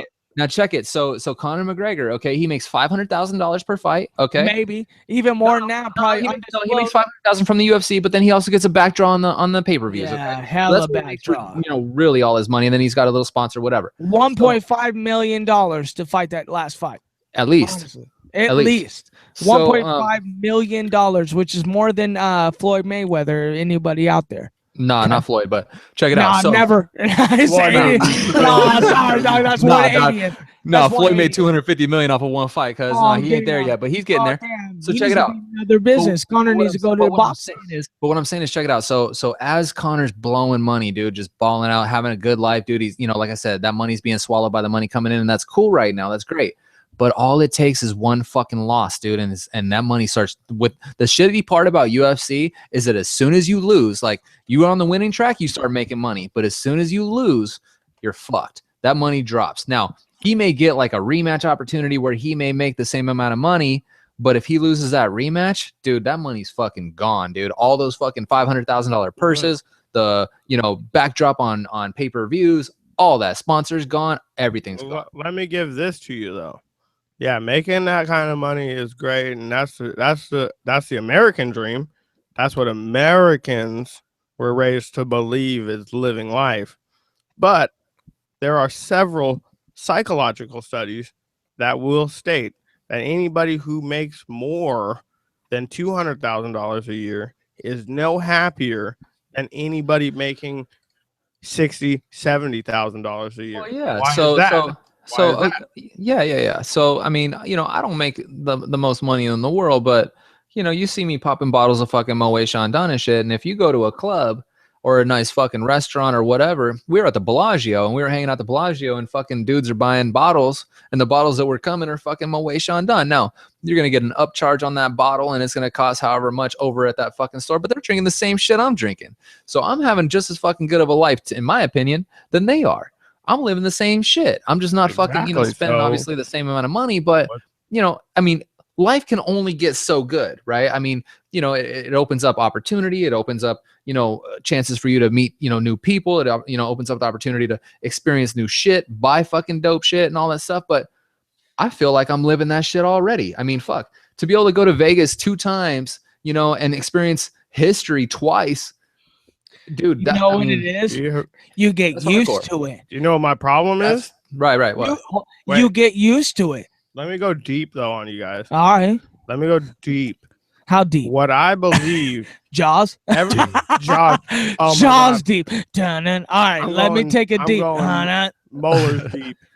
I believe that these kind of thoughts, especially the way that you feel, I believe that was programmed into you. To feel that way biologically, to want more, and it's not. That's something that didn't come from humans. Humans didn't create that feeling. I have to disagree. Society created that feeling. And there are several people that live most society created humble lives. People that don't own vehicles. People watch a biography on Keanu Reeves. He gave all the money he made doing the Matrix series to the film crew, to the cast, to people. He didn't keep any of it. His $50 million house in Hollywood Hills that I fucking been to. Yeah, that's what I'm saying. He got to trust that. It was after the $50 million house. That was already. He already had that. He didn't need any. Still got to pay the bills, dude. Yo, those houses don't come cash. They don't pay cash trust. You pay him cash though. Some of those, if you're Keanu Reeves back in the Matrix 1 and 2 days, that you pay him cash. No, that's just what you get, bro. Paid. No, when you got money, that's not how you do it. Trust me, that's not how you do it. The thing is, do you believe that you're living your life the way it was meant to live, or do you believe that you're living your life based off of money? I'm living my life based on the path that I created for myself. That's all I can say. No, but I'm not. I mean, like I told you before, I don't have a lot of money. You know, I mean, I may do nice things. I may have nice shit. You know, you got more than some, and that's what I'm saying. That's what I'm saying. You know, I'm not saying I don't have anything. Okay, and I make a decent living. Like I told you before, I don't make a lot, but I make a decent living. I do okay for myself. But I feel like I'm in the right path to to do more and to go the way that I want to go, to go the direction that I want to. Yeah. Well, damn, you're 32. Like we're 26. That's what I'm saying. So you guys got to hope to be where you are at 32. That's right. That's right. Exactly. Like you're supposed to be where you are right now. You would hope that, right? But check it out. Right. I'm gonna go real deep on a lot of the people that may be watching this shit. Now, I don't have one friend except for the neighbors Clint's that I've met like over and me. Here. Yeah. Clint's Corner and me. Clint's Corner. Like 2 friends. Clint's Corner. That's right. That's all my friends right there. I don't fuck with nobody, dude. Nobody else. I don't fuck with nobody. So check it. I don't fuck with nobody. So out of all my friends, okay, I'm just gonna use high school. Okay, my people's in high school. All right. I don't know not fucking one person that owns their own house that I went to high school with. I'm buying a house.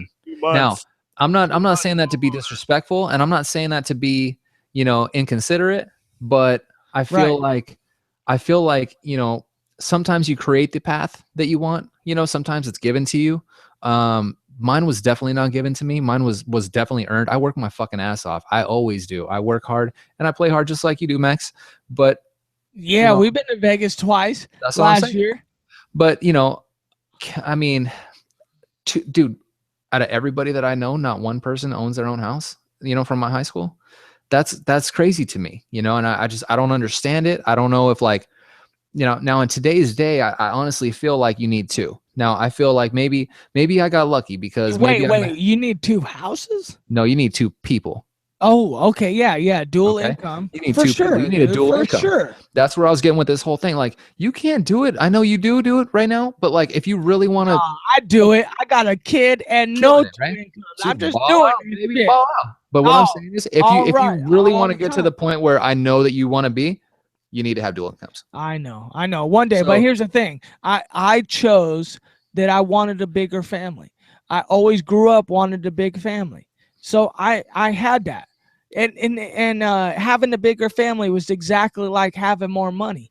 Like it was almost like more important to me to have that than that, because I was like, I always grew up without money.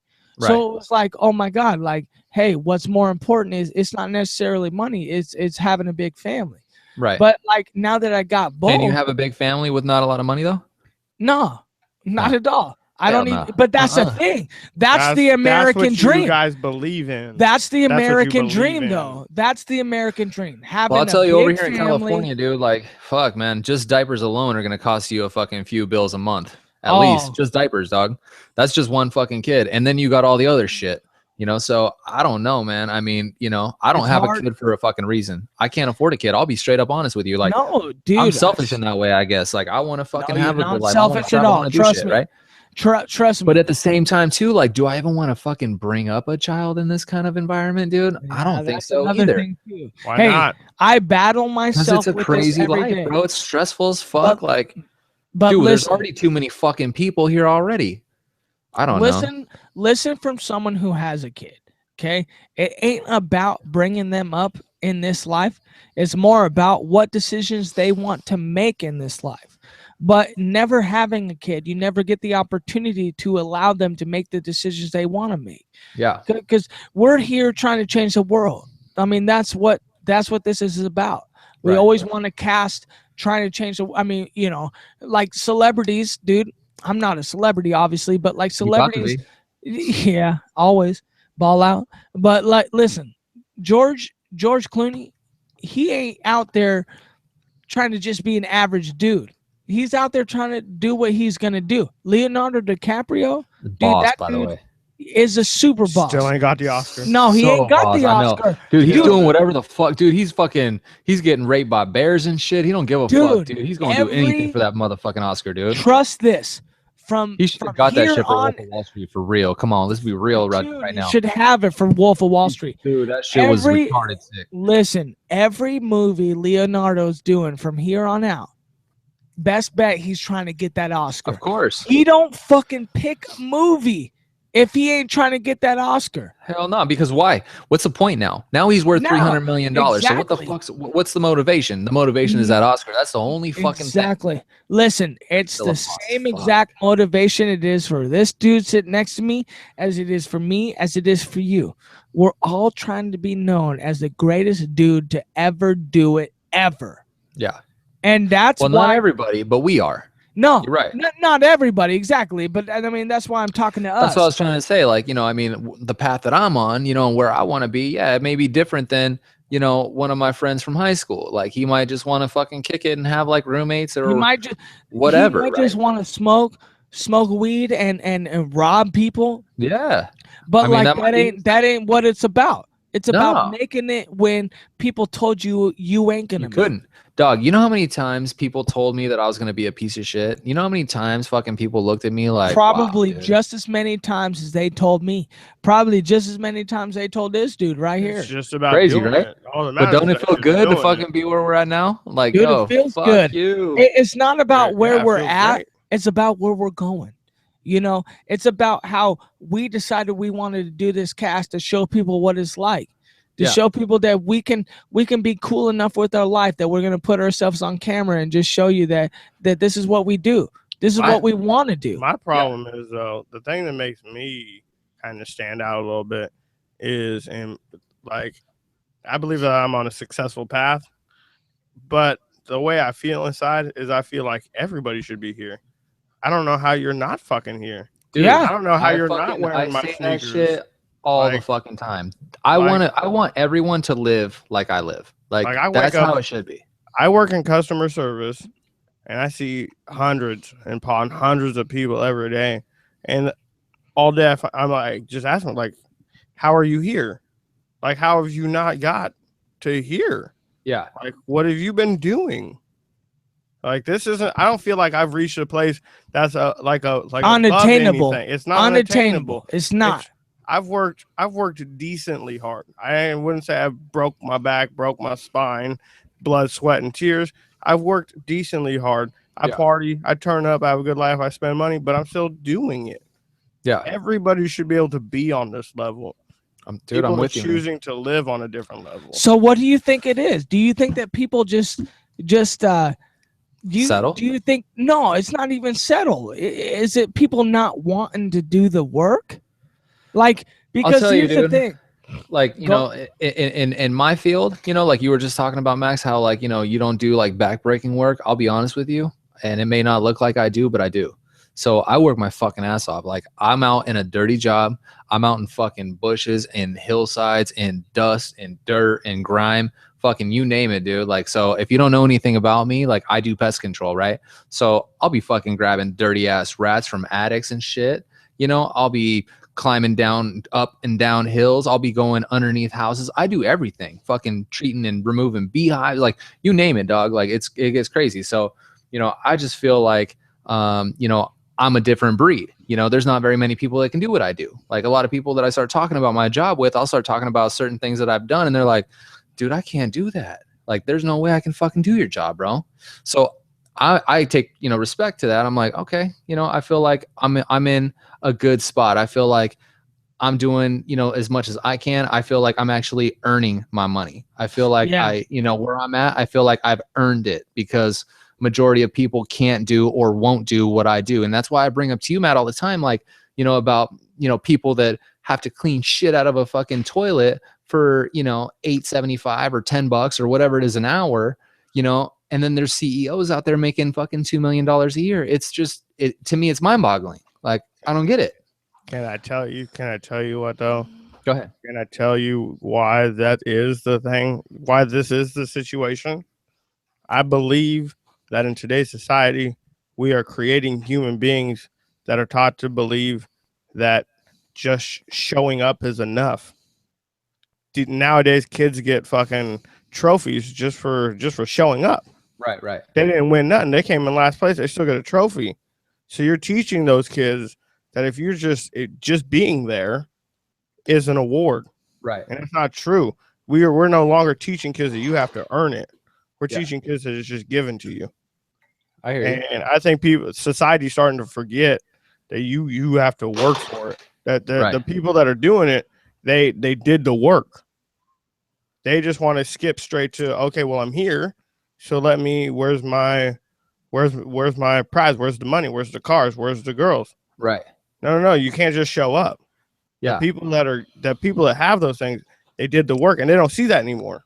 Right. All they see is just someone did it. Listen, I don't want to kill the vibe, because I love the vibe.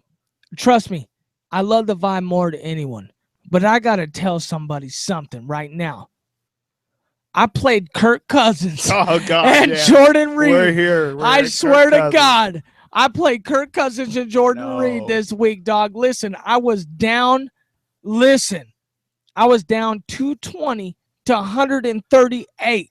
Okay, I just gained. Oh my God. Jordan Reed got 35.9. Kirk Cousins got 29.6.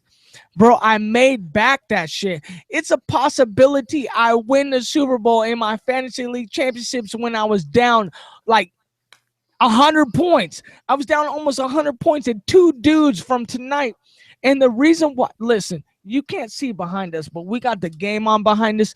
And the reason why that matters, let me tell you why that matters. Because the winner of this game likely plays the Seahawks in the first fucking round of the playoffs. Because we're the wild card. This is goddamn the winner of the NFC East. Hold on. Oh my God. Almost somebody scored a touchdown. We're going to get another one here. The winner of the NFC East will likely play the Seattle Seahawks in the NFC. Hold up. Wait. You talking about there's a game on right now? Yeah. Dog, this guy doesn't even know. This guy doesn't. Washington Redskins versus the Philadelphia. Dude, you ain't a true fan. Saturday night, dog? Call you out. Saturday night happens at the very end of the year because they got so many games and people just watching that. Oh my God. Why are we doing the cast on a fucking game night, dog? Again. Hold on. Redskins versus Eagles. I don't know. The cast was last minute. Hold on. Listen. We got 3rd and goal right here. 30 to 17 Eagles. Holding, lobbing it to the end zone. I just called a touchdown pass and it went. Oh my God, touchdown to Pierre Garçon. Before he snapped the ball. Oh my God, touchdown to Pierre Garçon. Scores 37 to. It'll be 37 after he kicks the field. 37 to 17. Fucking Redskins. God damn. Dude, Redskins are fucking on point right now. They won last. Not changing their name. Let me tell you. Hold on. I had Kirk Cousins. He ain't passed it to Jordan Reed, but let me tell you how many points he got. He had 29.7. Let me tell you. 35.9. Dude, look at this. I'm within less than a point. I was down 100 points. 2 fucking guys got me there. 2 guys.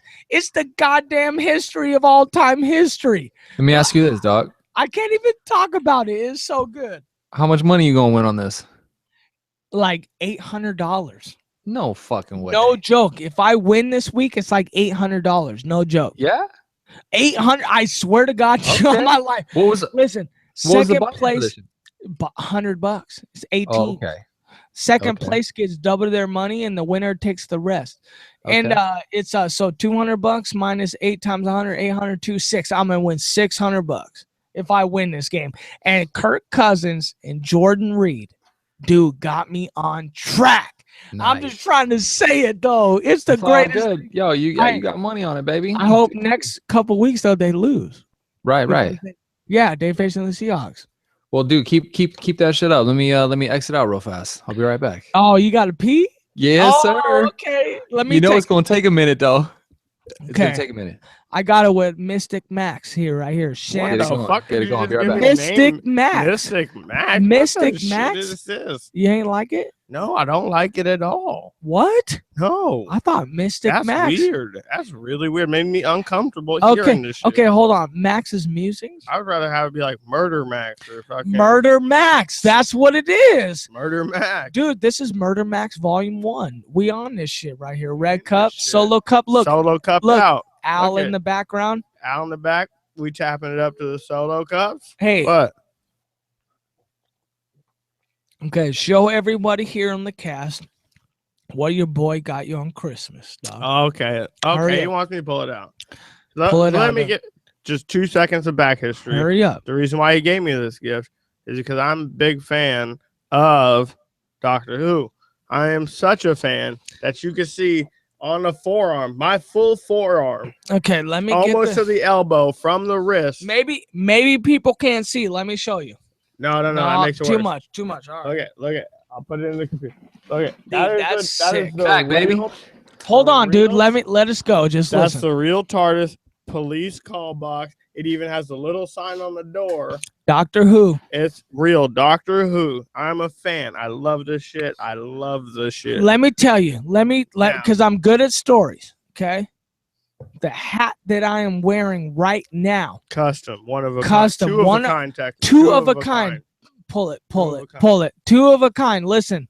Watch. Oh, shit. Just on them. Two of a kind. Two of a kind. These What's it say on the side, dog? It says Champ Champs. And Champ Champs on the front. If I cock my head, just there to the left. What's that say? You can see that my hat says Pop Bottles. Pop Bottles, because that's what we do. That's just what we do. I do. Okay, now listen. Okay, because I love this guy. I love him. I had the love of my life. First time ever draw something and paint. It wasn't even a draw. It was a paint. I had the love of my life paint something for this dude that she had never even seen before. Let me take you back. Just a quick flashback real quick. Okay, so, flashing back. We got Al in the background. When me and the boys started hanging out, it was a game changer. We went to high school together. Yep. And then he like disappeared out of my life. I stayed in the hometown. I worked in the hometown. Yeah, I went to Kansas. I lived the hometown I went to Kansas State. I wrestled in college, but that's where I was. That's where I was. Years later. Because I got kicked out. Years later, I'm at a bar. And I'm partying. It's a bar I party at every weekend. Yep. And out of nowhere, I see this guy's face. Here I am. It was immediately like love at first sight. Love at first sight. We love at first sight. We clanked drinks. And them. We've been turned up ever since that day. It's been like 7 years now. 7 years. Yeah, it's been crazy. And 7 years. Now we're here and we're doing this. We're living this life. We started drinking the champagne when we were on the come up, back when we were still in the work. Dude, guess who bought him that Albert Einstein painting in the back? Yeah, guess where that came from. You were going to say your lady did that for you. No, dude bought this for me. This dude, I was at the store and I was like, damn, let me take a peek at what they got. It was like a goddamn like May 5th. It was like May 5th. I was just there. I was like, damn, Albert Einstein. I got to get that shit. Cinco? Dude, it might have been Cinco de Mayo. I don't know. It could have been May 20th. Ask him this. Either way, I grabbed that shit. I put it in the shopping cart. It was hard to get in the car, but I arrived here that next weekend with that bitch. And ask him this. Who put him on our logo right here? What logo you talking about? Champs, dog. Sham Champs. That's us. We did that. Yeah, you did that. We created that. No, we did. Nice. And now he has it on a hat. Let me bring back the TARDIS, though. Okay, do you know what the TARDIS is? Nope. No. The greatest, greatest device in the universe. Listen. Device? Look at. That's a TARDIS. That's what it is. That's what it looks like from the outside. Yep. The inside is endless. Yep. Outside looks like a phone booth. Inside it could be anything. Endless. Netflix. Trust me, bro. Get on Netflix. That shit. Netflix. Dog. You need to movie get on it out, dude. Learn what talking the about movies and shit. Okay, listen. Look at. I have it tattooed on my arm. X-Files. Fuck this. I back it. No. I back it so hard. Listen. I will rep it on the forearm. He'll rep it on a forever tattoo. Okay. This what I made for the homie. This is what he made me for Christmas this year. I got this shit like 3 days ago. His girlfriend, his baby's mama, his fiance, she hand painted the TARDIS right in the middle of this bitch. Too big. Yeah. Look it in the camera. That's hard. Don't That's hard. Keep talking. So you keep that up. Hard. She hand painted that shit for me, and then he had his friend hand paint the whole poster with spray paint.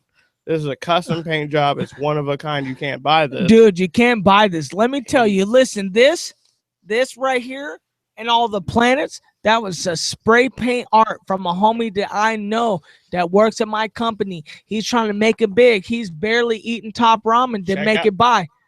Look at it. You can check it out. Look at this. Look at the initials. That's dude's initials, and that's that little M in the corner. That's Michaela. She did the work. She made it happen. She made the TARDIS. Bring it back.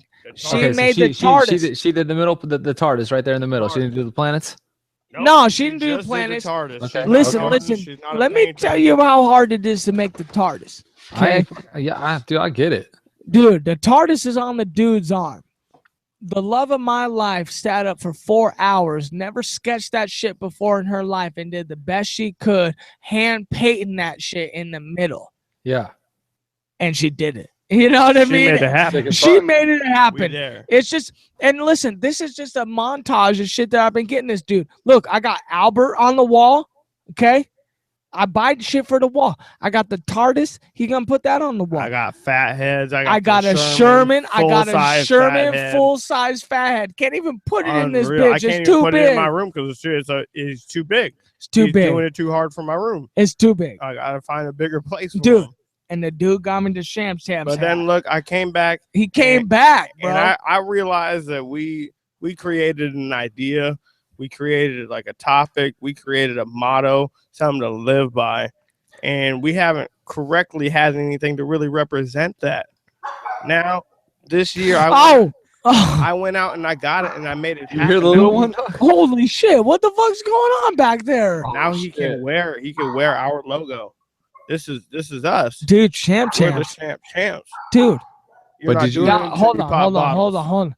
What the fuck's going on? I don't know what's going on. What's going on in the background, though?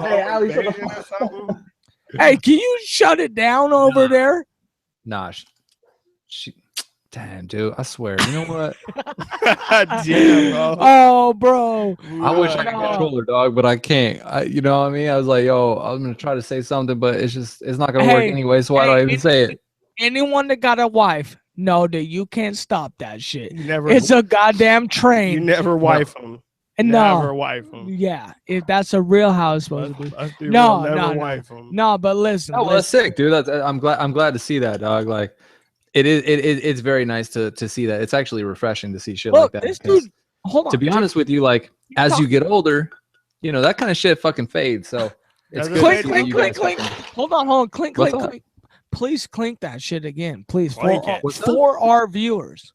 Clink it. We want to hear the clink, clink. Look at, you know what? Look, viewers, for all the viewers out there, the reason why the second bottle gone. The reason why he's drinking Champs because we are the Champs. He's drinking champagne because we put it on. We need to get him a hat. We created that. We need to get him a hat. Send me a hat, dog. I'm about to send you a hat. We get a couple hats. Hey, listen, I'm gonna send you. Are you finna pop bottles? Thing is, check it out. So I can't rock hats though, but dude, give me a shirt that says fucking Puma. We're gonna send you a Puma shirt where the fucking Puma is and shit. Oh damn! I can't rock a hat though. Dude, we're gonna get you a tattoo on the inner left thigh. It's a giraffe. Dude, right here. Oh, hold on. Show it. Right here by the fucking giraffe and shit. Oh fuck. Yeah. Let him talk. He can't see it. Right? It's fucked up. Hell no. Oh hell no. You know what? I'm about to get off this cast real quick. No, we can't get it. No, we back. Okay, let me bring it back. Okay, let's settle it down. Okay, settle it down. Okay. And we got into it for a minute there. We did. It's cool. Let me settle it down right quick. What we want to do, right? Listen, I feel like let me go off for a minute. I feel like this is the first cast where we potentially could have had 6 viewers in this bitch live. Hell yeah. Potentially. We had 2, but it's all right. Nah, but listen. It's all right. Listen. The chocolate ain't been here the whole show. No, listen. Chocolate been gone for. I would have put the show on spot. Dog, I don't even know if you're wearing a hat right now. I had a crazy situation. I had to dip out, but I brought it back. I brought it back. Now I'm here. Dog, Albert Einstein told me he had to go. Yeah. You know, hey, speak with the force, Luke. You gotta Albert go. Was our guest for a minute though, dude. He was tight. I'll bring the gangster back, dude. I'll change the game. Listen. Right, I felt like for a minute there, we got it. But listen, because this is a Merry Christmas from A.P.P. Because the people that are listening, they don't even care. Because that's what it is. Listen, we about that long cast life. We about that shit that people are tuning in right now. They about it. They about to listen to us because they care about us. And that's what I want. I want people to care about us, okay? I want people to know that, hey, man, I like Albert Einstein. Damn, you should have said that shit in the beginning of the cast, though, for real. Oh, it should have started it out with Fuck, it. dude. Yeah, we like 2 hours in. You're sounding about fucking y'all should care about us. Fuck, seeing this shit. All right. Let me take it. Let me take it at there. The bottom. Okay, let me take it there. I feel like Al right here. Let's hear him, dog. E equals MC squared. You hear him? I heard it, dude. Nah, he's like Yoda. He's like Yoda. He's beyond Yoda, dog. Let me take you there. Let me take you there on Yoda for a minute. Okay. He created bombs. Tell me that. Let's everyone tell me that the most recent viral thing in pop culture right now isn't Star Wars: The Force Awakens. Tell me it's not. I saw the movie in theaters. It was insane. Dude, what? Jason, what do you feel? Jason, what do you feel? Dude, I mean, I'll be honest with you, dude. I honestly feel I'm too old for that shit, dude. Like, I can't fucking get into the fucking pew shit, dude. Like, I wish I could. Can't? I mean, dude, it's crazy because I was having this conversation actually at Christmas yesterday. Now, one of the guys that was at the Christmas, event was a huge Star Wars fan. And the guy loves it. So we ended up getting him this big Star Wars book, like $50 book. Like, I don't even know what it is. Like, the whole start of Star Wars. And I just don't get it. Like, I'm trying to. I want to like something as much as people like Star Wars, if that makes sense. Like, people like Star Wars on a different level of liking shit, And I just don't like anything that much, and that fucking sucks. What about you? What you thinking, Max? Like, you love that shit? Like, I like Star Wars. I'm definitely into things, as I can obviously represent, as I did earlier, that I'm so into something. That'll go as far as getting a motherfucking tattooed on my arm. I feel you. Since you know about it, ask about it. I'll tell you. Yeah. Like, I'm into it. But at the same time, I feel like it's been taken a little too far. Disney got carried away. They're trying to make money. They're trying to sell merchandise. They're putting out Star Wars. Anything. Well, literally anything you want, Star Wars. Well, so they bought it from George Lucas for $2.2 billion, if I'm not mistaken. I could be wrong on the dollar amount. It's worth it. It's worth it, though. Oh, yeah. So check it. So they're going to make $1 billion on this movie for sure. And, and then they got, the merchandise and everything else. And, they're doing well. It's okay. And Disney's a fucking beast, dude. Disney's going to make money regardless. But like I said, I just can't get into it. I wish I could. I wish I could like something as much as people like Star Wars. People, lined up for days and days, purchase tickets months in advance to go see this thing. And I've never done that for anything, to be honest with you. I'm not one of those people that lines up at, Black Friday at Best Buy to try to get a fucking TV for $50 off. I ain't. Listen, you know what that is? How dare you? How dare you? Whoa. How dare you? This guy's saying. How dare you? Obviously Matt fucking lined up and shit on fucking Black Friday. No, I didn't. But let me tell you what I'm talking about. Harry Potter. Tell me you ain't lined up for the 7th movie. Wait. Homie. Come on. Homie. I'll tell you right now, I never seen fucking shit on Harry Potter, dog. Oh my God. Not a single Harry Potter movie. And as soon as it comes on TV, guess what I do, baby? I'm like, you turn the channel? Hell no. Oh, Fuck no. Harry Potter, dude. No. Oh, shit. Oh, man. I can't let him say that, but at the same time, but listen. What? Okay, so you about Harry Potter, kind of. I'm about Harry Potter. Nah. I seen the shit. I read some of the books. Dude, you got the fucking you got the wizard one on your other arm, dog? But I'm about to put a wand on my left hand and shit. Show me the wand, homie. Let me see the wand. I know you got the wand somewhere. It's right here with the rest of my 180 pounds of muscle, dog. I ain't a magician, but I bet this backflip do the trick. Oh, you know what I mean? Oh shit! I don't bring it, but I got it. I'm there. That's funny, dude. That's funny. With the whole hype, the movie hype, dude. But Harry Potter, you're gonna bring Harry Potter, dude. I mean, I would vibe with you if you said Lord of the Rings. No, fuck that shit. Harry Potter, it's so much better. Let me take it. Let me take it over. You know what? Avatar, dog. Avatar. Fuck Avatar. Avatar. Nah. Highest grossing movie ever besides the Star Wars.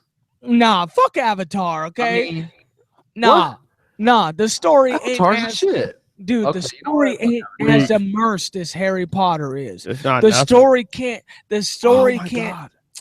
What? Wait, since we're talking about Harry Potter, I need to bring this up. It's fucking important. Bring it up. Are we really talking about Harry Potter in this podcast? Oh, we are. Not you. You're out of the conversation. It's a mind fuck. It's a mind fuck for him, and once he hears it, he's gonna think about it. It's gonna change his world. Listen, okay. This was a fan fiction that was released on the internet. The fan fiction is he tapping me on the Seahawks. That saw that Harry Potter is actually in a mental institution, and that everything that is happening is only concocted in his mind. Moving staircases, concocted in his mind. All this stuff is mental images, and he's actually that would make sense. In an insane asylum. It would make sense if you believed in the idea of not having fun at all in your life. Okay, because like, listen, Harry Potter ain't a true story, obviously, but it's fun to watch a little dude come to adult and be like 18 and fighting the goddamn. Listen, and what about the hobbits though? Listen, let me tie it back. What about Frodo? Let me tie it back, okay? Because we started this shit with Star Wars. Let me tie it back. Harry Potter is the Voldemort.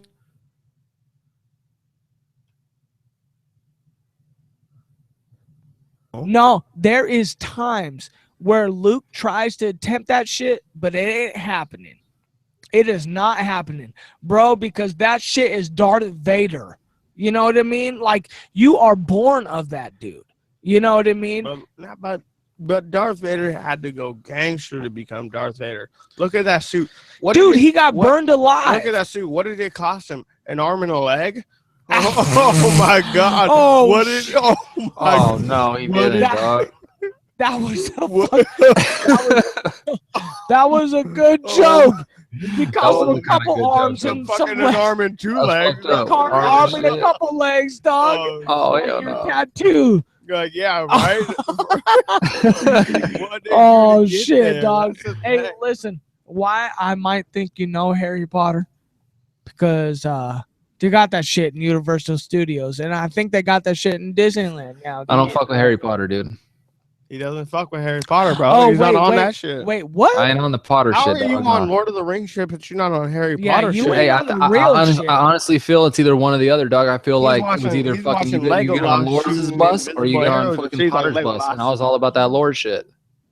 You know? Yeah, that's for real. I get it. I feel it. You know what I'm saying? Like, yo, you got to pick one. You can't just be all about everything. You got to be fucking like, yo, I'm riding or dying with this shit right here. And I was all about Lord of the Rings. I was 3 hours in every time. I didn't give a fuck. Oh shit!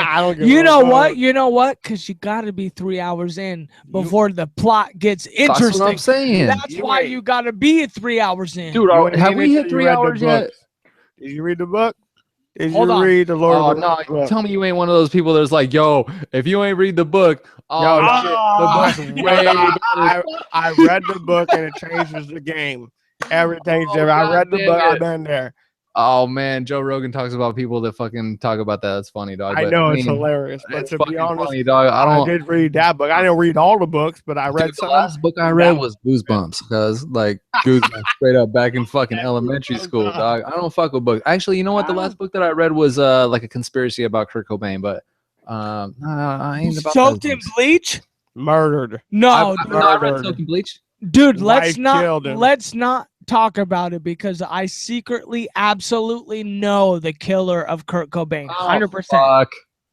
Dude, if you're gonna fucking put it out like that, you better fucking come hard with it. Dude, right here. Have enough time on the cast to come hard. Listen, we have enough time, but I secretly we can go 5 hours if we want. Dude, listen. 12 hours. Listen. Well, no, I got Adderall. I secretly am a little bit scared of telling you who it is for real, dude. Why? I will tell you on the sideline, bro. Text me shit that never gets in the game. I can't even text you. I'm not on that level. No. Listen, I will one day. They be tracking that shit on. Now, right now, listen, I can't. I know who killed Kurt Cobain. 100%. Dude, if you don't put it on this cast, I'm gonna be pissed. You better fucking give the fucking listeners 3 hours worth of something. Give them something. Give them something to live for. 3 hours, dog. They need the real shit. The real. Dude. Listen. Listen. If people have tuned in this far, that's what I'm saying. I might potentially give him something, dude. You better give him something because we ain't giving him shit the whole time. Because there could be someone watching this. Someone's watching like, oh shit, like, what the fuck, yo? Get real. It's about to get crazy right now. There's that moment, dude. Is this that just a little backdrop? Matt's from that Washington. moment. You can do it, or you can let it go. He go. already told you earlier, but so dude, he may think like. I swear to God to you, I don't think I can, dude. Ride or die right now, dude. It's dog. That bad. We got the fucking champ for real. Come on, bro. We got the logo in the house. We got the guest. We got the logos. Got the guest star turning up the show right now. Okay, Jason. Like, Jason, come on, baby. Jason, come on, Jason. Go. You know Kurt Cobain? Yeah, lead singer in Nirvana. Go ahead. Hey, listen. I will only tell the story if you go and pop another bottle. I'll tell you this. I'm not gonna pop another bottle, but no. Hey, it ain't happening. Listen. It ain't happening. Then. Listen. Okay, here's the thing. My bottles are $50 a bottle. So me popping bottles, I just popped $100 on this cast. I ain't gonna pop another one. Jason, listen to me for a second. I didn't finish. You didn't let me finish. Me first, then. Now look at what you got right here. That's a vodka bottle. Okay. Now you guys have been drinking fucking mixed drinks. Now I will make a mixed drink, and you fucking come out with what you got. Deal, Jason? Bro, you my next drink will bury you, dog. No, ready? Dog, you don't even know, dog. I'm a fucking beast. Stop it. Jason, listen. Only if I could see how the mixed drink is mixed will I tell the story. Oh my god, I'll bring the shit. Go ahead and have a conversation. Dude, no, I'm gonna have a conversation till you get back. Yeah, go ahead. I'll be right back. Only until then will I tell the story, and I will never ever. I'm gonna tell you right now. If you don't say the story, I'm gonna be fucking so pissed. I will take you down a path that you will wish you have taken many times. You better take me down the rabbit hole, baby. Dude, it is a crazy path, and I want to hear it. This is how I want to finish this cast, Jason. Okay, I will promise you will never have taken a path no greater one than this. I promise you. And this is a crazy. Listen. Let me tell you. I'm trying to go get this motherfucking drink, cuz. Go get it, but let me tell you something before you get it. Okay. This is a path that nobody has truly ever taken, and one that only I in the world have ever taken before. I promise you that it will change your life. Go take it. Go. I promise you. It is something that only I know, and I feel like I know in the whole entire world. I promise you. Okay, what I'm going to tell you real quick before I grab this drink, okay, is that I'm getting a little bit of customer feedback, okay, or not customer, but reviews. I don't care about customers. I know you don't, but everyone's like, yo, how long does this shit last? So we going to get this shit. It doesn't matter. They already been here real quick. Till then. They can. I'm saying, dog. They can tune out. We're going to have to give them the real shit after this. So I'm going to go get a drink. You guys have a little conversation amongst yourselves and give, the cast a little bit of something. It's just I'll be right back. I got it. It's just me. Go. Okay, I got it. Listen, we got 4 viewers right now. If you tune in, you will know who the real killer of Kurt Cobain is. I promise you. All you got to do is tune in. That's it. I promise you. They challenged me. They challenged me to a death fight, and I'm going to come out the winner. I promise you. Okay? And listen, I live near Seattle, Washington. In 1994, I was a little child. Okay? I promise you that I know who the fucking killer of Kurt Cobain is. I promise you. That's just what it is. Okay? Listen, that's just what it is. I know who killed Kurt Cobain. Okay? By saying this, hold on. Just let me tell you. Just by saying this, I actually feel scared for my life. I promise you. Say it. I'm gonna wait until Jason. I'm gonna wait till Jason gets here. Yeah, well, let Jason get back. We're gonna hear it today. We got viewers that are waiting to hear this. Dude, we got viewers. And here's the thing: you may think that I'm lying, but I am not lying. There's nothing that I'm lying about ever. We'll let the viewers decide. Listen, when it comes People's to Choice Award right now. Come as you are, as I am. As I'm known memories. I don't know what that was, but I was what that was. Yeah, I don't know what that was. With that, I'll fucks with you. I got you. I was in the zone. Hey, I don't know if I should say this. I'm not gonna lie. I don't know if I should say this. I'm a little bit scared. You better reach down and grab some nuts. Dude, I'm scared. Put the nuts on, dog. I'm actually scared. Don't worry, I got your back. Ride or die, dog. No, I'm actually scared. Oh, I got you. I'm scared so much so I'm scared. I got you. Oh, God. I got you.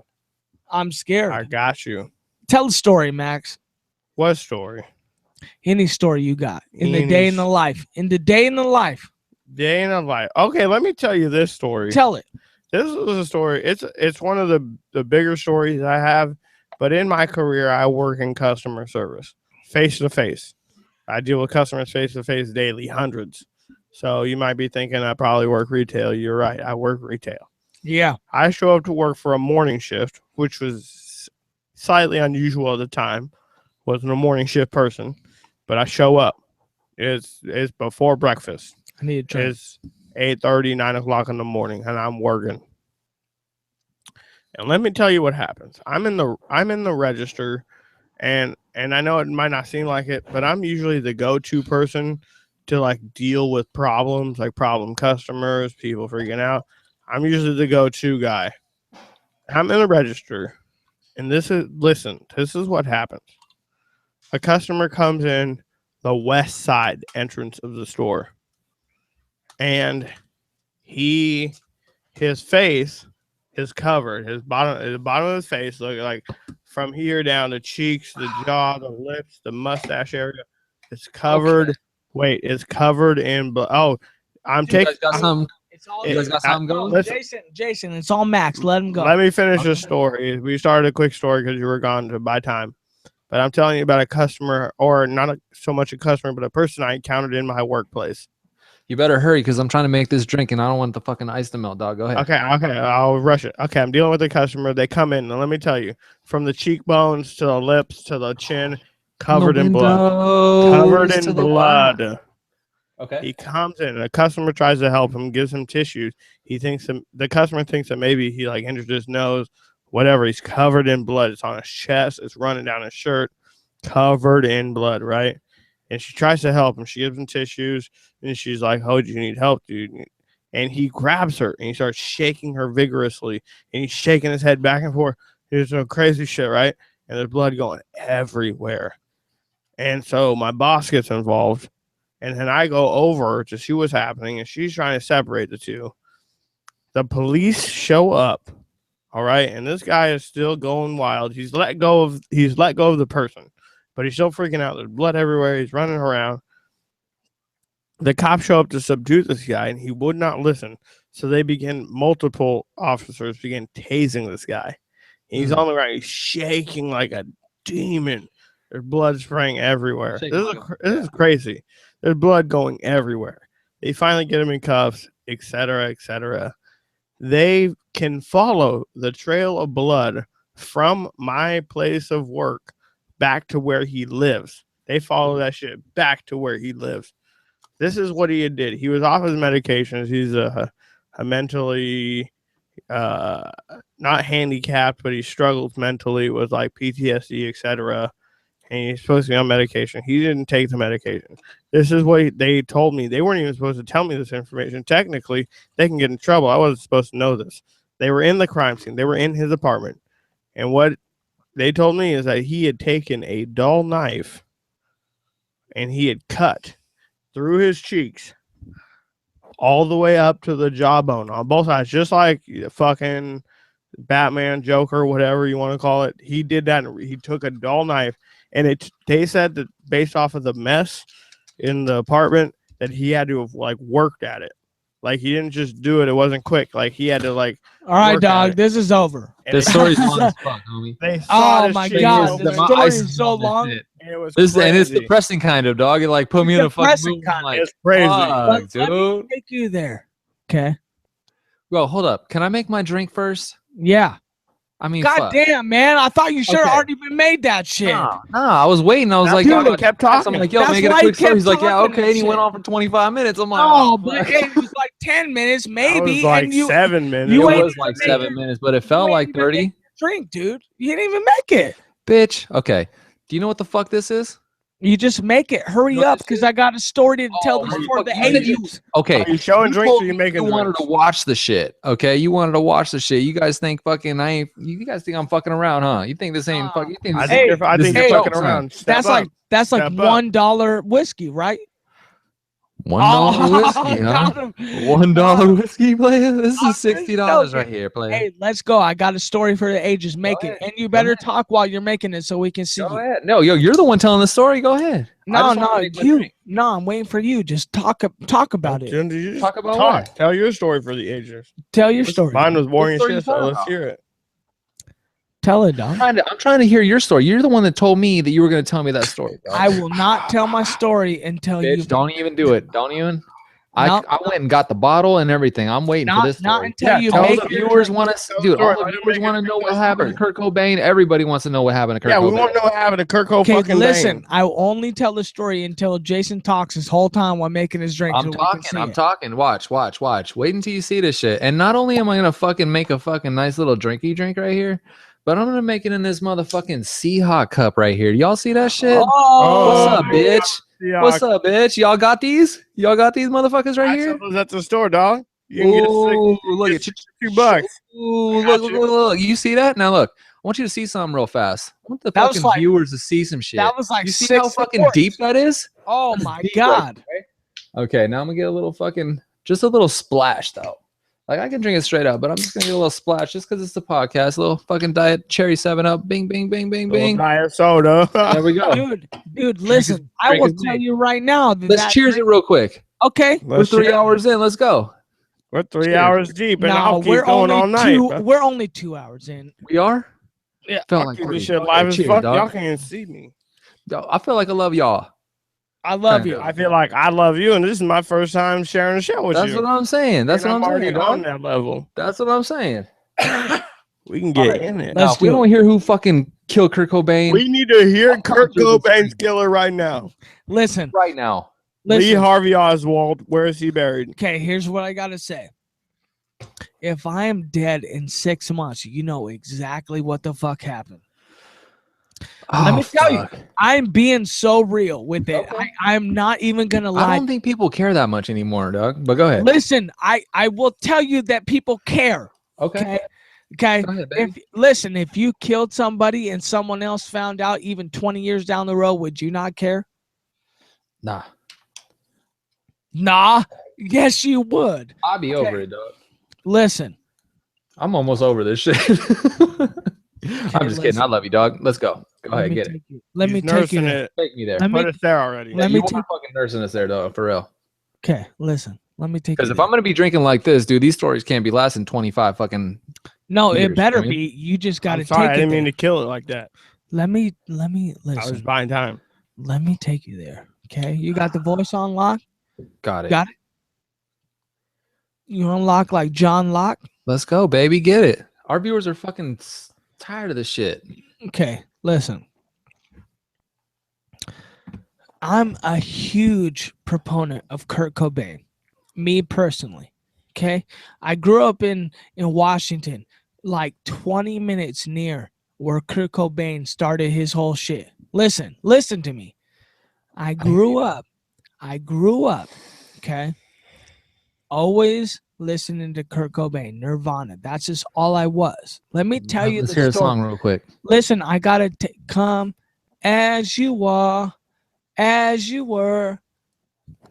It doesn't matter. You got it. You got it. Go ahead. All right, next. Listen, Kurt Cobain was everything to me. Okay, at the time when I was growing up, dog, I was growing up in poverty. Okay, shit was the same for me as it might have been for the dude you used to pick on in high school, right? I don't mean to interrupt you real quick. I was just cruising Facebook. I just want to put this out there just because we're live and the cast is going. Okay. But according to an explosive new documentary, a pharmacist claims that HGH was mailed to the Denver Broncos quarterback, Peyton Manning. Okay. In 2011, he was taking HGH. All right, go ahead. Okay. Listen. Your boy, Matt 10, right here. Okay. Shams Beck. Shams Lewis right here. Okay. Listen. In the building. Okay. in junior year. Can we talk real quick about why we're wearing glasses real fast? No, dude, I got the story. I feel like your viewers are trying to hear the story. Your story takes too long, and then we'll get there. I promise you, we'll get there. Dude, my stories take a long time. They take way too long. But the thing is, I just want the viewers to know the reason why. I don't know why they're wearing glasses, but the reason why I'm wearing glasses is because they are dope as fuck.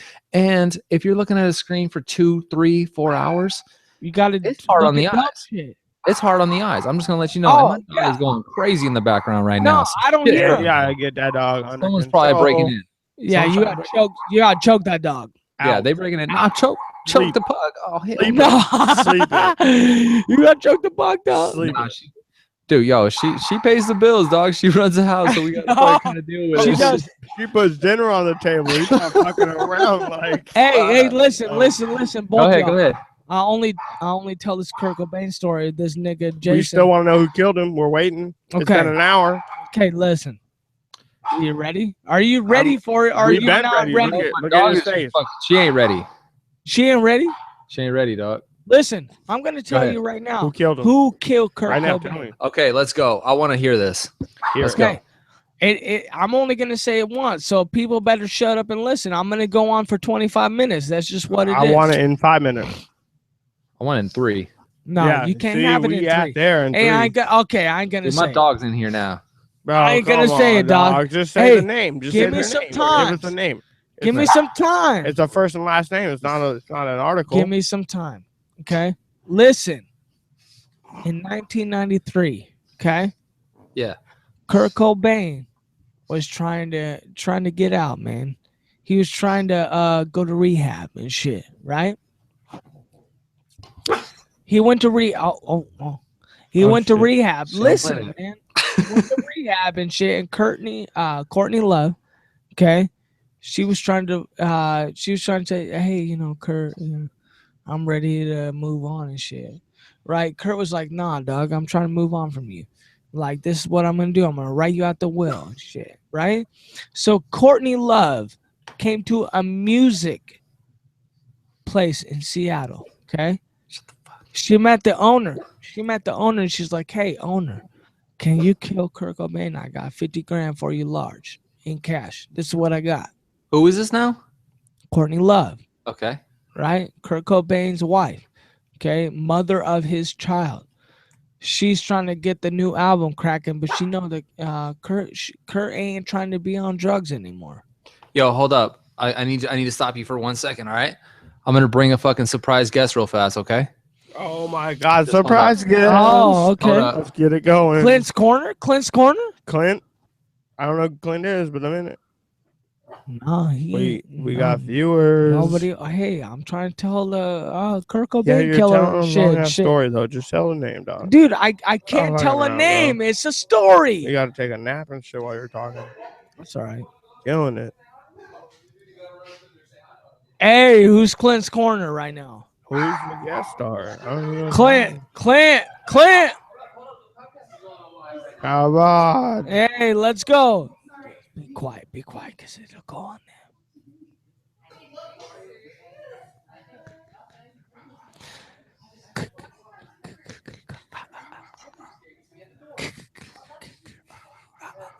there. Let's talk about how we met each other, bro. I covered it a little bit. You covered it a little bit, but here's the thing. I came up in the club. I saw my homie sitting on the side. I was like, hey, dude, I haven't seen you in a long time, bro. Sometimes you got to sideline yourself. Dude, get what's perspective. What's going on with the homie? Yeah, I'm at the club. And let me tell you, I used to get faded. I used to show up at the club already blacked out. I showed up at the club blacked out, and then I would be there for hours. David, people be shooting guns off in the parking lot. People be firing rounds into the air in the parking lot for no fucking reason. No reason. Don't even know what's happening. No reason at all. Oh fuck! And then, but let me just tell you that we didn't hang out after high school. This guy disappeared. We stopped hanging out, and then one day. At the bar I hang out at, yep, I see this guy at the bar, about to get a drink, and I knew at that moment I had to say what's up. because back when we used to talk to each other. No, we ain't back. You got to take a seat for a minute. You got to take a seater for a second. You got to take a seat for a minute. No, you got to take a seat. Here's the thing. I'm gonna have to end this shit real quick, though. No, that's the sad part. No, I gotta bring the special guest in real fast. Don't let me down. No, you can't. I gotta bring the special guest in real fast because he's only gonna be here for a second. Listen, that's cool.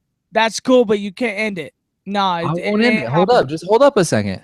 Okay, but you can't end it. So this is my main man. This is my main man, Kevin Wang. He in the building. I'm gonna let him get the mic real quick. Go ahead. Nah, he acting Hangover Part 2. Did Kevin Wang? Hey, did Kevin act in the Hangover Part 2 or what? Oh, Wang right here. Okay, Wang. This is nice, man. Oh yeah. My this boy fucking Wang right nice here. shit right here, man. He gonna be the next guest star. Oh, what? He from Hawaii? I like his mop. Where are you from? You like mop? Huh? I like the mop, dog. It's good. Yeah. That's good, huh? Good shit, huh? Nah, nobody can hear you. The camouflage hat though makes me hard to see you, dog. Nah, we can't see you, dog. You blended into the back wall and shit. It's like an incognito, huh? Nah, we don't fuck with Vitor Belfort. We don't. We don't fuck with Vitor. Shit. Nah, we don't fuck with Vitor. Oh shit! I get a rating. I get all the fucking rating, man. This whole shit be about no, huh? No, not at all. No, we don't fuck with Max Holloway either. Okay, you got to get back to your Hawaiian. Where's your drink at, dog? Yeah, where's your drink at? No, where's your drink at? We fucking roast you on here. We Donald Trump. No, we didn't roast your bitch ass. I'll cook these people. That was my man Kevin Wang. No, that guy's got to go. That guy's Kevin Wang.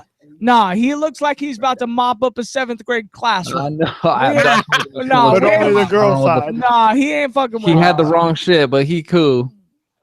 Not at all. Not at all, actually. Cool. That dude ain't cool at all, actually. We about to tell him that he got to mop up a 7th grade classroom. I just told him Wang done fucked up. No, Wang done fucked up, dog. Hey, listen. I like it. He looks for real. Hey, I love everybody. I gotta end the cast though, dude. I can't keep going because I got way too many people here. Everyone's in the house. Party's about to start. I love everybody. No, we gotta get it going, dog. We gotta get it. It's been a long cast. I kind of agree though. No, not happening. You gotta bring them all in. Dude, you gotta bring them all in. If you want to keep the A.P.P. shit going, dog, I appreciate it and I will fucking be there. But I gotta go, dog. I can't. No, you gotta bring everybody in first, though. I can't.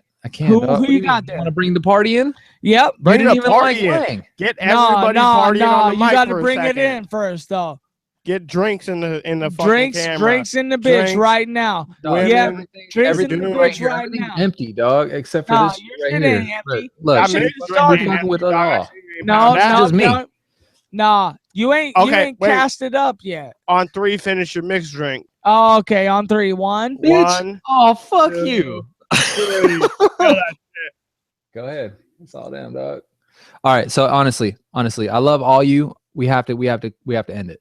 Okay. It's time to go. I'll feel it. I better see every fucking guest you got at that house party. Dog, you will see everybody in a second, but it just won't be on this cast. No, we better see right now. Get Wang back on that party. Everybody can't be fucking guest stars, dog. No. You know, I brought Wang in as a fucking surprise for everybody. Just as like, let me talk to Wang. Let me talk to Wang again. You want to talk to Wang again? Yeah, I got to. Come. He's No, you ain't got to cover that shit. Let me talk to Wang. Don't let nobody hear this shit. Let me get Wang up in this bitch. I'm gonna bring my real guest. Okay, check it out. This is my neighbor Kevin, and he's the shit. And I'm gonna bring him. You gotta leave right now. Fucking how he normally is. He's gonna say hi, and that's it. What's up? Yeah, we ain't gotta have no mop on him and shit. He got the glasses and everything. Oh shit! Right here in the mic, baby. Sweet comb over, dog. No, it's all fucked up. No, dog. You look like Chris Weidman's trainer and shit. Right? No. Like you might lift. Get my piece. Hey, Kevin. Hey, Wang. What's your real name, dog? Kevin. Oh, Kevin. Oh, okay. Can we call you Kevin Wang? I heard you guys' names, ages. I don't need to be incognito. Ask about me, dog. Hey, Wang. Hey, Wang. You know who killed Kurt Cobain? No. He's not gonna say it. I got it. He's baiting you, dog. He's baiting you. No. When? He does. When? He don't know shit. I know, but you stormed in and shit. don't know shit. You ain't No, trying I didn't been storm trying to in. tell No. everybody for an See, hour. you got it twisted. I haven't been stormed in. I was Okay, watching the let whole me tell podcast you. the whole time. The whole pocket, Oh. dude. This is the boy right here that's been watching our shit the whole time. Oh my God, on the big screen. Don't fuck with our main I didn't fucking have the viewer, internet, dog. You know what I'm saying? I was listening to the door. That's our main viewer right here. Oh, He's got Kevin. A.P.P. like fucking. He's down with A.P.P. Yeah, you know me. Hey, bro, but we got one viewer and shit, and you're there, Max so got it it. can't be you. No, that's my lady right now. Oh, okay. Let me tell you who killed Kurt Cobain. You ready? Baby, Drop listen up. name. Baby. Name drop. Baby. His name is Alan Ranch. Alan. Oh shit. Dude, let me tell Alan you, Ranch okay? murked that nigga. Alan Ranch. No, Okay, Ranch. Alan Ranch. We got that Ranch. shit. All right. No, let's end this fucking thing. listen. A-Town down. Go to Google and go to A.P.P., baby. YouTube. Go to YouTube. C-Town. Listen. C-Town. Go to YouTube and search Alan Ranch. Champs or what? No, search Mariners. Alan- Champs. Rep the set. Search Alan. Listen, search Alan Can't hear Ranch. shit. Search You gonna Alan pay- Ranch. We share? No, share it. You ain't about this life, dog. You ain't No, about he this ain't- life. he ain't about He it. can't live off You ain't of about this life. Oh, I'm hell. saying. Oh shit. I'm saying. Oh, damn. To the party. What's happening He's now? got Dude, those big. smell, dog. I got That's fucked up, steak, He's dude. got big Didn't black tell you. underwear. That's some Oh, rank damn. shit. Listen, go to But Alan those are Ranch. panties though, for real. Hot man panties. Jason, only if you kill that drink will I end this podcast. Kill Well, it. you can kill the drink. no, here's the Kill thing, the bro. drink, dog. Kill the drink. Though. What's great about technology, No. okay? And what's Technology great sucks. about You being gotta on a kill that fucking drink. completely different side is I can just go up to this little fucking red phone right No, here, don't. and I don't can hit it. click this Hey, shit out of it. And Are I you Don't can rocking hit a it. on, baby. nursery or are you drinking? But do I hit it. want to do Nursery that? or No. drinking? But here's the Seriously, thing. don't. Here's the You thing. gotta- It's you Saturday. gotta- It's 9:04. I Let him love hit it. everybody out there. I appreciate anybody that's watching APP to the fullest. But we got to end it because you know what? There will be another one, dog, and then there will be another one, and then another one, and another one, and Why you that's trying where to we're end at. this shit early though? Don't worry. I'll That's make the what I'm podcast saying. better, though. Why you I'll trying be to end in it early though? I'll be in the next one. We're almost 3 hours in. We Bro, gotta, yeah, we bro, gotta go, though. let me ask See, you one thing. even your special guest is saying we got to go. We kinda Let do. me ask you one thing in the whole entire world. Are you down with APP? Always will be, baby. But go ahead and ask it again. Are you down with APP? Are you Yeah, down you with know me. APP? Every